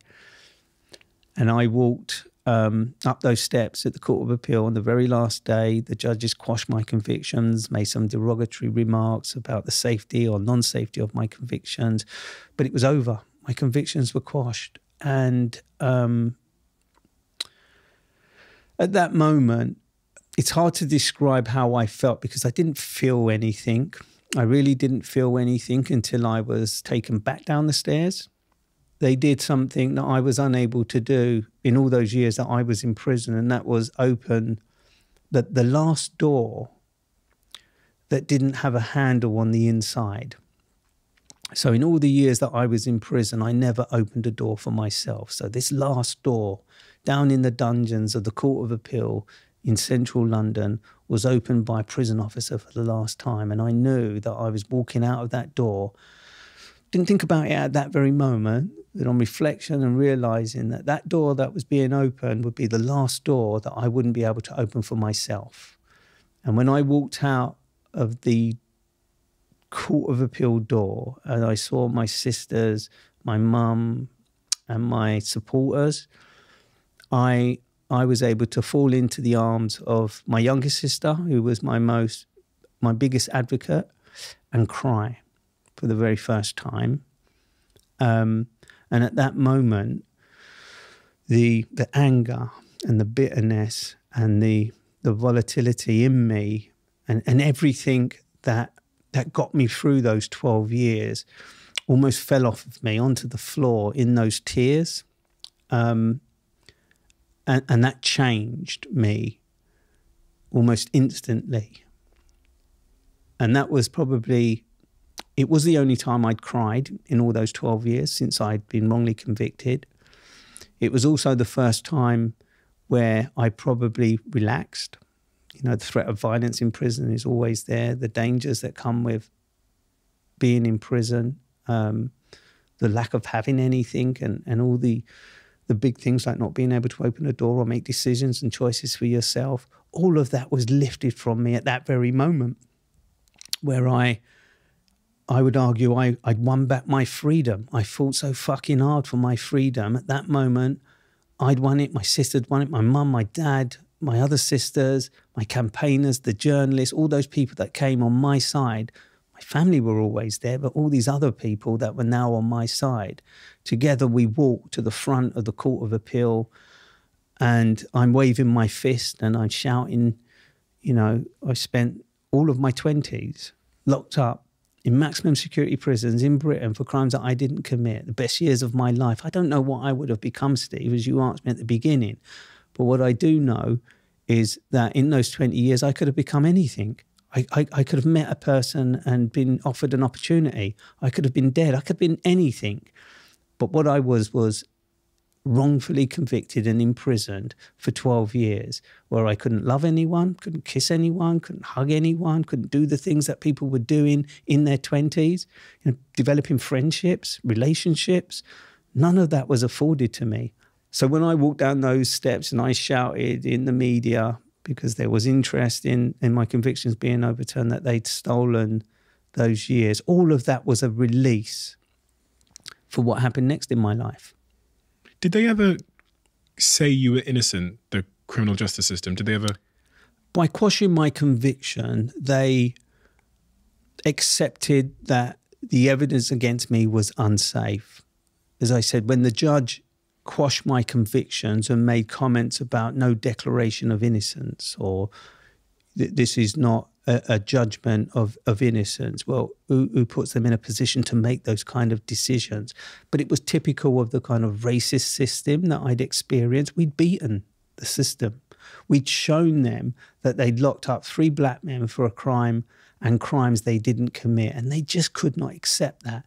And so their final word at the appeal court to try and damage or limit the damage that he had done to the criminal justice system was to say something that would make journalists question whether these men should be released or shouldn't be released. But the simple fact that the judges had reached the conclusion that our convictions were unsafe, the simple fact that they quashed my convictions and released me from the hellhole that I'd been in for the last 12 years was indicative that they knew, because they'd already rejected my appeal many years ago, and for years on, they wouldn't hear my appeal. So there was a damage limitation. And if they really, in my view, if they really believe people are guilty in prison, regardless of the information and evidence, they don't release them. You don't get out. The Court of Appeal is one of the hardest places to get your convictions overturned. So when I walked out, despite the judge's reservations and the court's reservations, I was released an innocent man. They recognised that. The Home Office have a criteria where they only compensate people who are innocent. And I was compensated for the years that I was in prison. The rules have changed now, and they don't compensate people who have been wrongly convicted, miscarriage of justice victims, unless there is some insurmountable information where they have an obligation. And I don't quite know how it understands, but it was indicative when the Home Secretary, in my case, the new Home Secretary, I think it was Jack Straw at the time, agreed to compensate us ridiculous amounts of money, not as in wealthy, They could never compensate me for a day of my life in prison, let alone 12 years. But it was, again, another indication and a vindication of our years of being wrongly imprisoned. When I read through all of your research, I was wondering about this. I was wondering if there was ever first of all, they were clear that they came out and said, you're innocent, which I think is really, really important, because it was kind of ambiguous, the statement. There's no ambiguity here. My convictions were quashed and I was freed as an innocent man. Judges' comments. It was an apology, judges' comments that made it seem like they were trying not to. Because, again, it was that damage limitation. It was judges sort of saying, these convictions are unsafe and we're releasing these men, but we're not saying they're innocent. Yeah, that bit, which I think is a bit of an arsehole thing to do if you've just admitted that the case is can't stand. But that's the system we work under. To convict 3 black men when the crimes were committed by 2 white and 1 black man, that in itself is indicative of how unfair our system is, and that was another indication. And an apology. I was trying to figure out if there was an apology from someone. I got an apology about a year and a half ago from a senior police officer who I interviewed on my podcast for the Metropolitan Police, and that's the only apology I've ever had. I've never had an apology from the courts. I've never had an apology from the criminal justice system per se, but I did get an apology. It was more of a kind of like, Raphael, love to speak to you and I'm really sorry what happened to you. So from that side of the world, that was probably the only time someone said sorry to me. But I don't need sorries. I don't want sorries. They can't give me back my 12 years of 12 million sorries. It just doesn't work for me. And then the last point was compensation, which was obviously, as you've said, they can't compensate. They don't compensate. It's a policy. They do not compensate. But I mean, even if they gave you £1 gazillion, it doesn't compensate for taking 12 years from They don't give you £1 gazillion, trust me. But they gave you a decent compensation, as in like a big monetary number. They give you, I won't say the figure, but they do give you, tens of thousands of pounds. Okay. Which is an amount that they deem to be, depending on your circumstance. If I was you and ended up in prison, because of all the loss, they'd probably have to give you lots of money. They probably wouldn't give you anything that you're worth or that you've earned. So it's relative to... It's relative to what your circumstance is. And then they charge you for bed and board. Fucking hell. So I spent 12 years in prison for a crime I didn't commit. And then out of my compensation, they deduct bed and board, bed and lodgings. So from my fucking compensation, they then took... So they give me a lump sum. So let's say they give me £100,000. From that £100,000, they calculate how much it would have cost me to pay rent in a single room, in a flat, and then they deduct it from your compensation. Psychological, psychiatric, any kind of help that you need mentally or even physically or even your health that has deteriorated during those years in prison, they then put that within your compensation. Don't give you extra to go and get psychological or psychiatric help, which is something that I think anybody who's come out of prison wrongly convicted needs, or even somebody who has mental health issues before they go into prison. But that's not factored in. I was very fortunate that I fell into another institution, the BBC, and started a career there that I didn't have time to see a psychiatrist or a psychologist. Biggest mistake I ever made, because I think it would have done me good. What are those scars? You talk about psychological scars. What are those scars? I think it's the things that we are entitled to as human beings: love, emotion, being able to be open and honest with the person that you love and care about, being able to talk to the person that you love and care about, have open conversations. And I struggle with that now and have done, because I have been so protective of what I say to people out of fear that they will misuse that information to get me into trouble, or just having a conversation with somebody that they turn that into something that it wasn't. He said this to me when I didn't. So there has been this innate fear in me over the years that I was in prison and when I first got out of prison. And there's also the inabilities to do things, make choices for yourself that are really challenging. I remember when I started my relationship not long after I got out of prison, and I just couldn't make a decision for myself. I really struggled to make simple decisions for myself, and felt like a child again, turning to the person that I'm supposed to be developing a relationship with, a girlfriend, and asking them things that they laughed about at the beginning. It was quite funny because they kind of got it, that I'd been deprived of those abilities for so long. But then it becomes quite quite stressful, quite challenging to be able to stand there and sort of say, you know, well, what should I do? I don't know what to do, because someone's always made those decisions for me.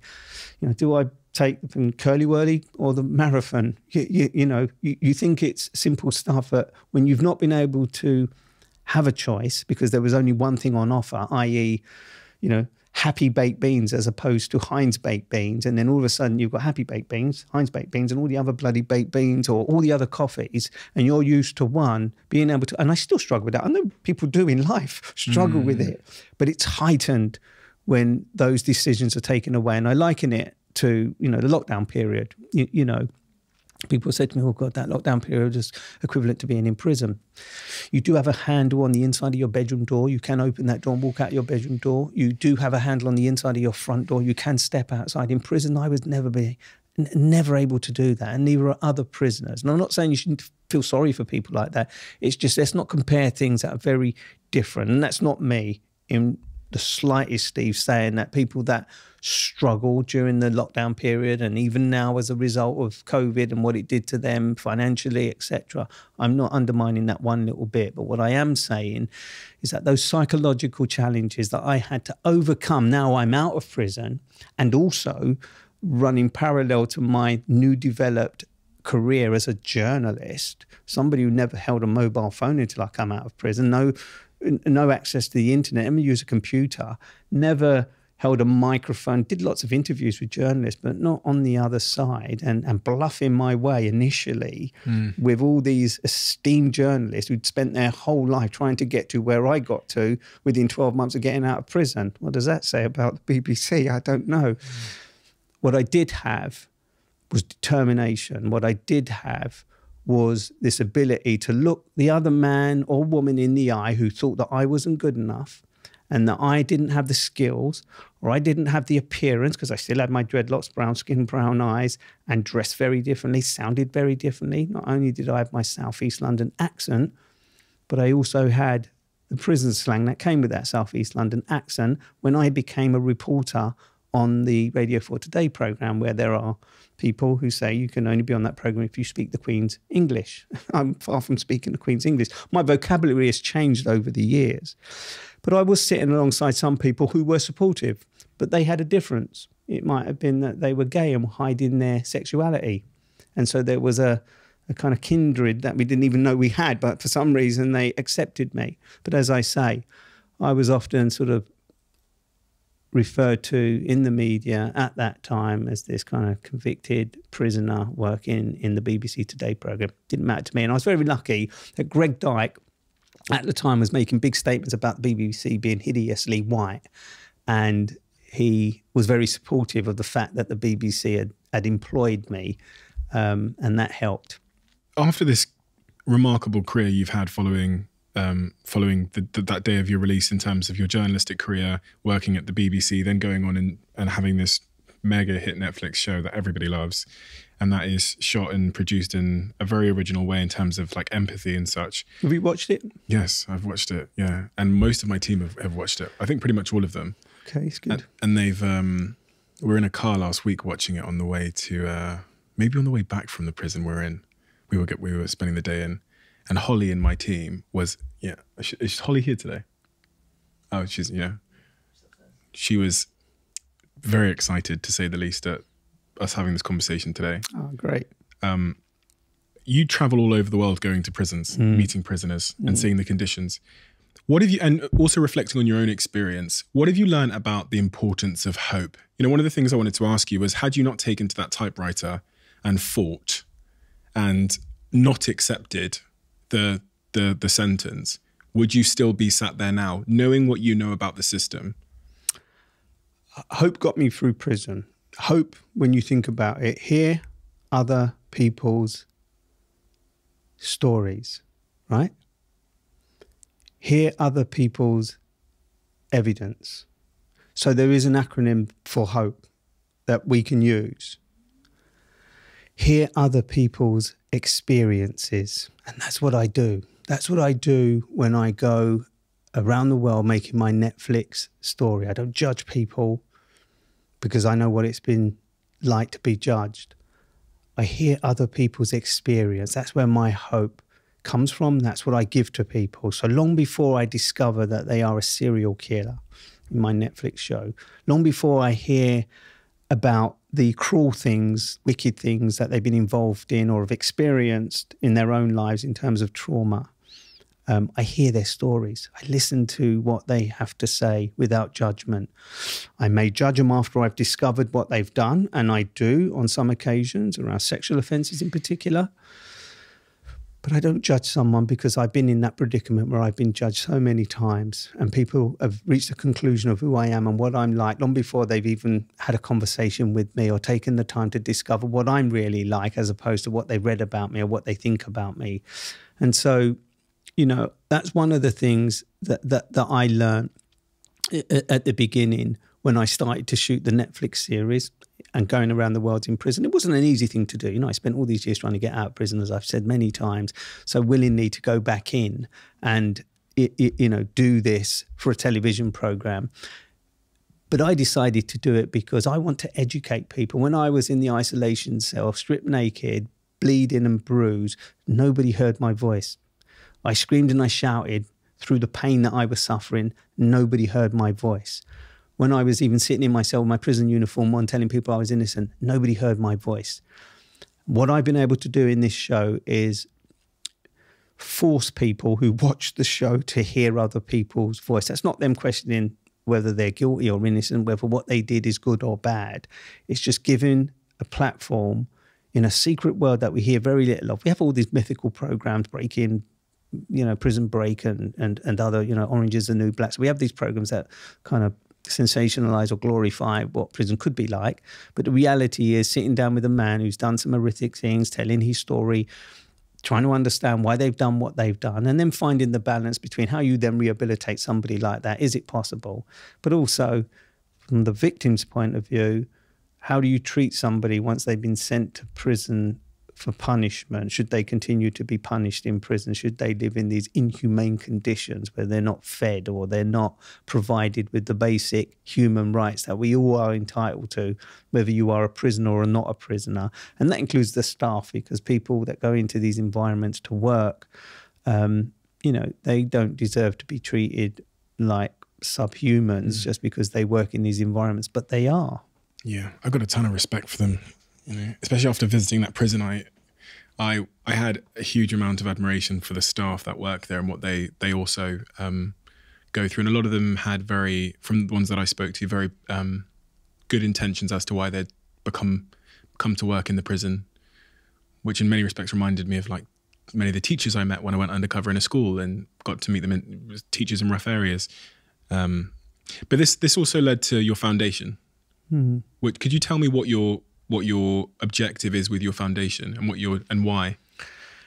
I think it's simple. I mean, it came about simply because having been to so many prisons around the globe and having witnessed so much suffering that is unnecessary, you know, regardless of what you think about prisoners, and I know there were lots of people out there who think, well, they don't deserve any better, although surprisingly, as a result of my Netflix show, a lot of people have written to me from all over the globe saying, oh my God, I believe that they should be locked up and the key should be thrown away. But having watched your show, I have a different perspective. No one should be treated like that. No one should be, et cetera, et cetera. So that in itself, and all of the messages I get are so positive. I really can't think of any messages that I've had from people. There are occasions, of course, but 99.9% of the messages that I get from people all over the globe ask me how they can help, what they can do. In my recent Moldova episode, I interviewed two guys. One of them killed an elderly lady and a young lady, and the other one killed a woman, a police officer. And I've had an avalanche of messages from people asking to send them gifts because they talk about, you know, their elderly parents having to look after them, but they're going to die soon. And people ask, and I'm thinking, well, there is humanity. So that's what my foundation is about. It's about humanity. It's about treating people rehumanized. And so we have this strap line: rethink, rehumanize, and reintegrate. And for me, it's about the policymakers and decision makers, but also businesses outside of these locations where these prisons are, getting involved to rethink what the purpose of prison is and what we can do to educate or skill up, train individuals that are in prison that are not being given these opportunities because there is no resource to provide these opportunities. If you went along to Feltham the other day, you would have witnessed programs and projects that they're probably running with the prisoners that may provide an opportunity, if these guys take these opportunities, to change their lives. Steve, trust me, in many of the places that I've been around the world, they just do not exist. People who have had traumatic lives that have led to them ending up in prison, doing the things that they do, have no therapy or any help. They are not afforded any education to address their offending behaviour, which means they are potentially going to commit more crime when they get out of prison. And I think we should care about that, and we should try and do something about that. And what can you do? Okay. A hungry man can be an angry man. So if I'm going into Papua New Guinea and there are prisoners who can't be fed, surely there is a sustainable way, because they have the land and in the prison, surely there is a way that we can teach them to grow tomatoes or potatoes, and they can be self-sufficient, so they can provide for themselves. Why can't a local business do that? Why can't the government do that? So the foundation is about rethinking the policies in prison, how to rehumanize the way we treat prisoners. I've seen some of the most horrific videos that you would ever imagine seeing, and I could show you these videos that prisoners have sent me of the murders that take place, that they're filming on mobile phones. I mean, how dehumanizing and desensitizing is that for a prisoner to send me a WhatsApp message of a video as they are killing someone in that very moment? That is barbaric. And I'm saying, why? Why would another young man like you video the decapitating and what they're doing to other young men for no other reason than they belong to another gang, or because they did? And I've seen quite a few of these videos where riots are kicked off in certain places that I've been to, and I've met these individuals, and I'm thinking, why? And it's simply because these young men have never been told that gang life, violence, is wrong. And I mean that when I say that, because they don't have therapists or psychologists or NGO groups, charities working in these places trying to address the issues that these guys have experienced. And then it comes down to reintegration, doesn't it? You're going to let these guys who are prepared to kill in prison back out into society where they've been traumatized by what they've witnessed. And what I gathered in some of these videos, for example, is, one guy's filming it and 3 or 4 guys, 5 guys are standing there. You can see that they don't want to take part in what is taking place, but they do, because if they don't, they could become the next victim. And that is really sad to see. And you can see it in their eyes. You can see it in their demeanor. And so you can see them taking the weapon and inflicting a blow in a way that you can see they don't really want to be inflicting that blow. So I've seen these things firsthand in these environments, in these prisons around the world, where they don't have the means to make a difference, to change things. And so I set up the foundation off the back of the things that I witnessed in these prisons, with an intention to try and improve the opportunities for prisoners, staff, and the conditions in prison. So, for example, I was in a prison quite recently where they are trying to encourage prisoners to take up art, but they don't have any resources. They don't have any materials to provide. So I'm sort of saying, okay, if I can find somebody who's an artist who can donate this material to this prison, and then we take it a step further. We use that art to create art therapy, where some of these guys who would not otherwise step into a therapeutic room could be encouraged to go in there to do what they do, which is paint, but also address some of the traumatic experiences that they've been through or have witnessed that makes them the person that they are. So there are ways, as I've just explained, that you can make a difference. And the authorities want it. I speak to the directors of these prisons who encourage me to come back and get involved in the work that they're doing. A pot of paint. Some of these prisons are so broken, a pot of paint will make a difference. But you're also not just giving them the pot of paint. What you're doing is you're asking a decorating firm, big decorating firm, to take their skills into a prison, teach these guys to paint properly. So there is an opportunity for them coming out to become a decorator. Now, that might not be everybody's ambition. When you don't have anything inside a prison, and that's what we're trying to offer, is opportunity and the other version of hope to some of these environments. Forgiveness is an interesting word. because there's many layers to forgiveness. But when you look back on your time in prison, what happened to you and the people that conspired to put you there, some of them clearly very illegally, is it possible to get to a place of forgiveness? I don't forgive anybody who did what they did to me. I never will, never have, and have no intention of forgiving those people. They don't deserve my forgiveness, and I'm not a forgiving person in that sense. And there's nothing wrong with that. There's nothing wrong with that, is there? There's nothing wrong with me not wanting to forgive someone. I can understand things, but I can't understand why someone would tell a lie that destroys somebody else's life deliberately in the way that they did mine.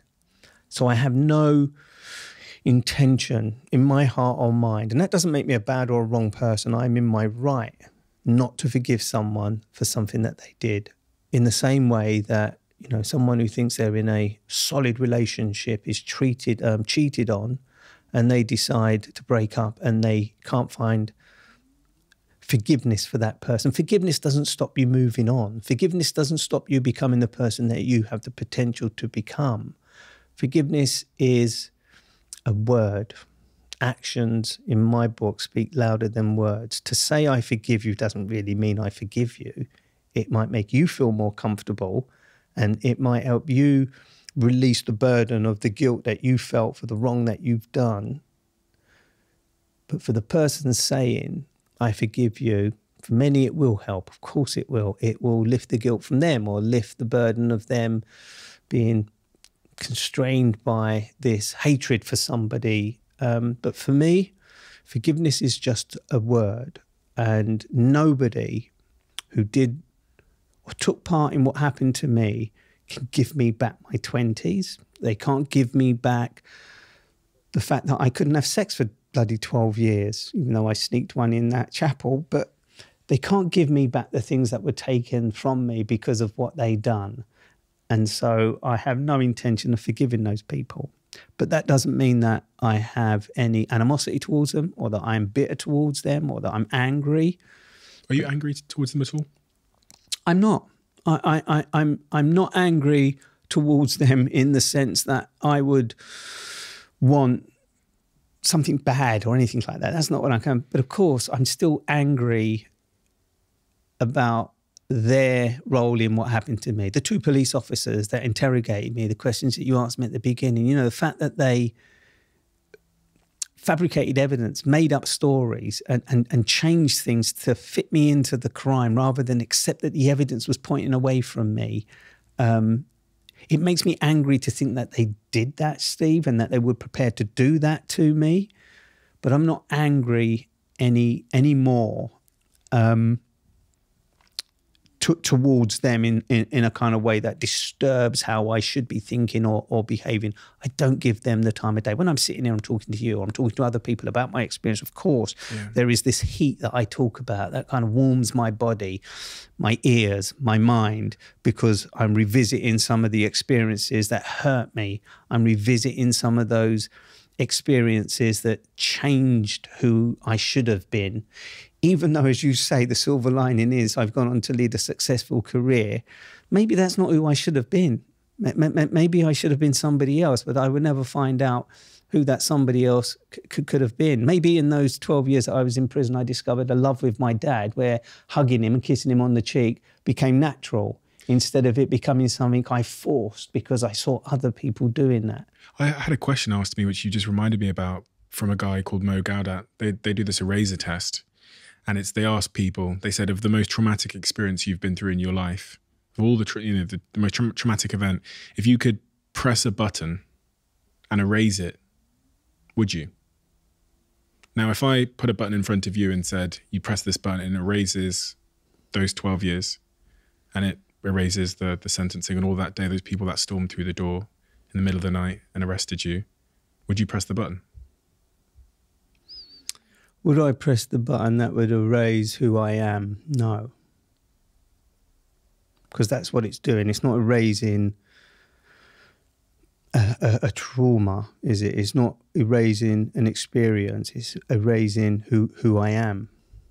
That's what you do when you press a button like that.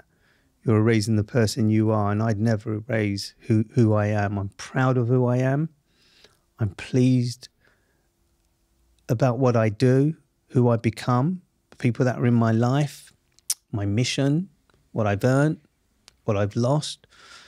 And to press that button, I'd be erasing all of that.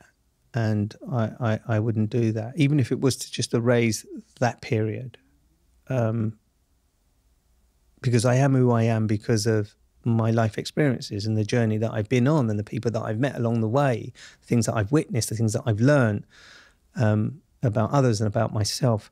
I have this this skill is how I'm going to describe it, right? We all have a skill of some kind. Yours is making money, running businesses and having a brilliant podcast studio and a great team, right?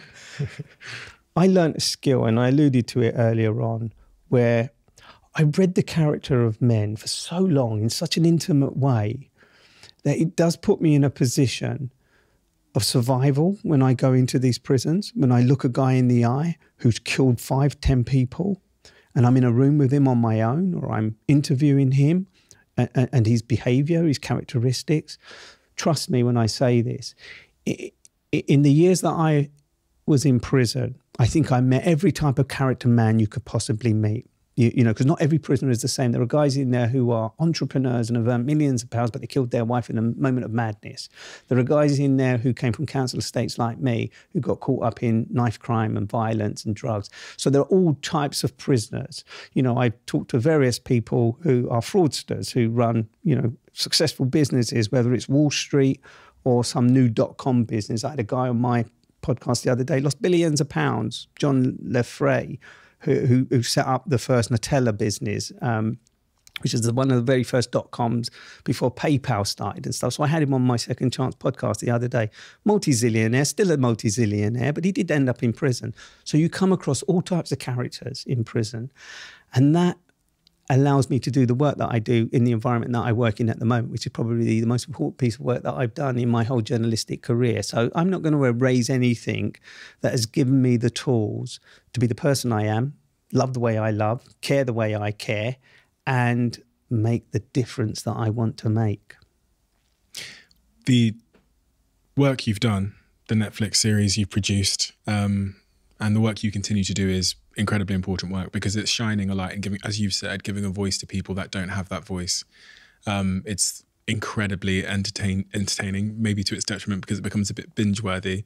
But I would highly recommend anyone that hasn't seen it to go and watch it ASAP on Netflix. And I think, you know, everyone's always scrummaging around trying to find a good Netflix series to watch. It's one of my very favorite, and the team here are just obsessed with it, absolutely obsessed with it. Outside of that, your foundation feels like there's a little bit of almost coincidence to me meeting you after all the things I've described. Well, that depends what comes of this conversation. Yeah, exactly. is the thing. But I love the idea. Listen, you're a man who's successful, right? And you've taken some time out of your day to go into a prison to talk to guys. You don't even realise the impact that you probably made, because these are guys that have probably never been in a space like the space that you shared with them or heard somebody. And I know you've got a bit of a backstory yourself, which is why Steve's coming on my podcast, but you have a little bit of a backstory where, you know, you wasn't born with a silver spoon or a gold spoon in your mouth. You know, I don't know your story and I don't want to know it until you share it with me, because I think that's the best way of learning something. If you've got a book, I might be tempted to read bits of it so I can inform myself, but I discover.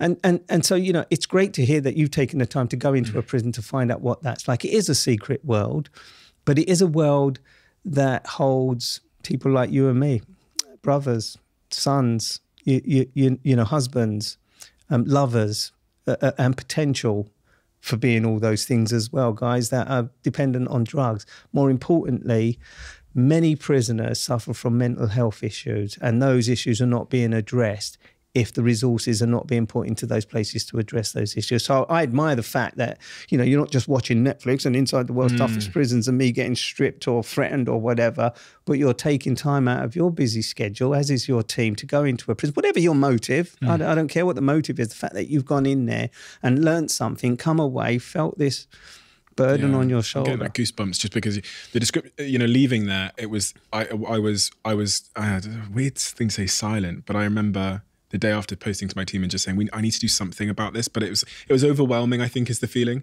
That's a good way to describe it. I was overwhelmed to the point of silence, because For the reasons I said earlier. When you ask me about my foundation and I say to you, look, this is what I'm trying to do, what do you think about something where people are trying to help people or the environment? Oh my God. Like, I'm all for it. I, for whatever reason, have a bias to helping those that are struggling the most, and regardless of why they're struggling. When I went undercover in a school in Liverpool, I got a lot of flack because the kid that I warmed to and ultimately made a big donation to and provided, an opportunity to, was the kid that was doing really badly.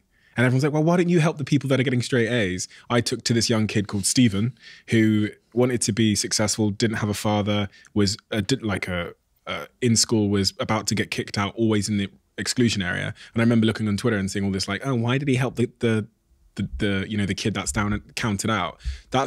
So when I went to this prison, for me, as you've described the word humanity, I saw past all of that stuff, and it was just like especially from doing this podcast, you learn that the home life, the foundation, the environment that people grow up in, that puts them there, that leads to them being there. And that's what I see in these people. It was like, I saw the potential, and I saw all the good stuff, and all the negative stuff really doesn't matter to me. I find it harder to see naturally. So that's why it felt like this burden, because, the kid that gave me his business plan, I'm looking through this and going, this is just amazing. If he just had a different father, if he just had a different mother, if he just grew up in the home that I grew up in, for better or for worse, I said to the kid, I went, this is a better business plan than I've ever done in my life. And I've made hundreds of millions in business. And and I meant it. I wasn't blown. I was like, I've never made a business plan that is 97 pages long and that has all this. So that was why I felt overwhelmed, because it was almost, I was scared at the loss of potential and talent and how that would cause a generational loss in potential and talent. And I wanted to do something about it, not knowing what I can do about it. I saw small things, which we can talk about, but as it relates to skills and upskilling people, and really, I didn't feel like the prison was teaching them. They're teaching them some amazing things, which blew me away. But as it relates to, like, I run a creative business right now. If you could train 5 people to do this particular thing, I will hire them. I don't care, And I'm actually talking about video editing, funnily enough. They weren't learning video editing, and they said, well, we've not got anyone here that can teach them video editing. We can't hire video editors fast enough in all my companies. It's a no-brainer, isn't it? It's a no-brainer. I was saying to them, please, can you start teaching these people video editing, and then I'll take them. And they were like, would you take? I was like, yes, we'll take them from the prison when they're released. The last thing I wanted to talk to you about is love, because you found love shortly after leaving prison. You're married. You have 2 wonderful children with her. What does this person mean to you? What has she done for your life through all of that journey you've been on, the psychological challenges you've faced with coming back into society after your sentence, and the journey you've been on thereafter?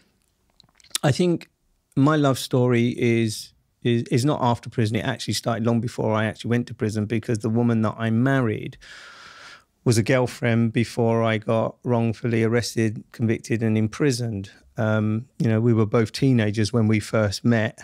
And at that point in her life, she did have all the things that I didn't have: ambition. She was, head girl at school. She was destined to go to university. She was learning different languages. She went on holiday. I hadn't even left Southeast London. My first time on a plane at 32, going to, I think it was Fuerteventura. I saw the waves splashing and thought it was sharks. I was 32 years old. That's how naive I was. So Nancy is her name. And we had a very brief relationship just before I got locked up. And during the time that I was on remand, she came to visit me in a horrible environment. I was a category A prisoner, which meant anybody coming and visit me got strip searched to visit me. So she endured quite a lot at such a young age. But she stuck by me in that early period where everybody was telling lies. But when I was convicted, big decisions needed to be made. Obviously, she needed to get on with the rest of her life. I was destined to spend the rest of mine in prison, and that's exactly what happened.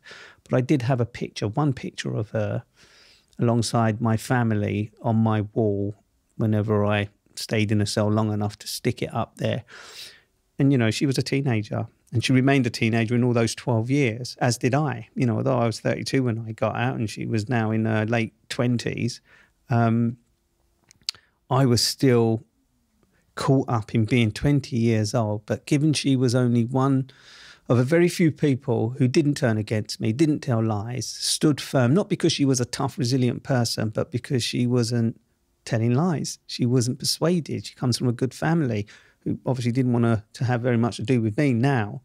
So when I came out of prison, Steve, there was a handful of people I wanted to say thank you to, and we talked about thank you and gratitude. So I arranged to meet with Nancy, despite her wanting to meet me and people in her family not wanting her to meet me because they thought I would just bring bad to her again because she went through a real tough time. And I don't ever know what that must have been like for her because she was interrogated by the police, as was many other people that were associated with me at the time. And that must have been very traumatic for them themselves. But we agreed to meet in London Bridge where she was working at the time. And we did meet. And when I saw her and she saw me, it was as if those 12 years didn't happen yet. We'd both aged. I'd matured. She was still the very focused, determined person that she is, and smart and clever and beautiful and sexy and all the things that make you attracted to an individual. And I tried to chat her up, I think. I tried to chat her up again in the same way I tried to chat her up when we were teenagers. Didn't quite work because after we'd spent some time together, and it was really interesting because I was her first love. And although she'd gone on to live her life and have relationships, I don't think you ever lose your love for the first person you love. I don't know, because I'd never been in love up until that point. You know, I'm 32 and I'd never been in love. After that brief meeting, we said goodbye, asked for a number, like you do. And she wouldn't give me a number. I'm still just discovering how mobile phones work. But anyway, I asked for a number. She wouldn't give me a number. She had my number. And then we were on London Bridge platform. I was on one side of the platform going one way. I was living in East London at the time, and she was on the other platform going South London. And then, you know, kind of waving before the trains come. And across the platforms, this is genuine, across the platforms, my phone went ping. I opened my phone and it was her number. So, and she was standing there on her phone and she sent me her number at that moment. And that's when we started another little bit of a relationship. So we kind of had this whirlwind. You know, I was still trying to live it up. I was kind of wanting to go clubs and do all the things that you do that you've missed out on or thought that you'd missed out on. She'd had all that in her university years, studying German and French at university. And that's how our love began, actually, our relationship. We started to see each other, spent more time. Then she come to spend more time at my flat, and then we bought a house together. And I fell in love. I fell in love for the very first time at 32 years old. I think I'd always been in love with her because she was so different to any other woman, girl that I'd ever met in my life. And by that, I go back to that growing up in a council estate where no one around me had any ambition, girls or boys. No parent had any ambition. No word like university existed in our orbit. But she was the first person I'd met in my life before I went to prison, where university did mean something, education did mean something, aspirations of having a job meant something to her. And it was the same when I met her, only this time I'd heard of those things, I was aware of those things, and now it made sense why she was driven in that way. So we started that relationship and we started to live together, and then she fell pregnant with my son. And then we went to Jamaica, got married. And as I say, she's probably the first and only woman I've ever loved. We have a closing tradition on this podcast where the last guest asks a question for the next guest. They don't know who they're leaving it for. The question that's been left for you is, what is a mistake that you know you've made that you can fix, but you haven't yet fixed? I think it's going back to the question of my son. I think the mistake I made was maybe walking out of that courtroom and giving up on what I should have done. I think that might have been a mistake, although I know it was the right decision at the time. But the consequences of my actions on that day has meant that I've never been able to discover anything about my son. So if I could correct that mistake, that would be the one, I think, to go back and see what would have come of that. It would have been lovely to be able to hand these diaries over to my son, although now he can probably read my book. So the diaries probably are worthless, but they are more to him. So I think that would be the mistake I would go back and correct. Thank you so much for your time, and thank you so much for everything you've created. And I say that because there is a lot that you've created in your books, in the podcast, in your Netflix shows, and everything that came before that as a journalist. It's such an important work, but I know that it can't always be easy. You even talked about the heat that you feel sometimes when you reflect on these really traumatic experiences. I know it can't be easy, but the value that it brings to enlighten people who wouldn't ever, have that they're privileged enough to never end up in prison or to be in those environments, but to just shine a light on that, I think creates a huge amount of empathy across the world, as it does for me when I've watched your show and I've read your book and I've had this conversation with you today. And that empathy can only be a good thing. And that's work that could not be more important. So thank you so much. And thank you for an amazing conversation. Thank you for the inspiration. And I'm fully behind you and your mission, because it's an incredibly important one. Thank you, Steve. I do appreciate you saying that. And I'll leave you with this thought. When we make mistakes in life, it doesn't define who we can become. And anybody could end up in prison. You get and leave me today, you get into your car, you pull out, and before you know it, you have an accident. That was no fault of your own, but the person in the car that you crashed dies, you end up going to prison for manslaughter. That doesn't make you a bad person. It doesn't make you guilty of something that you intended to do or anything like that. So all I'm trying to say is that message is, don't judge somebody because of what they've done. There are plenty of people that you can judge for what they've done.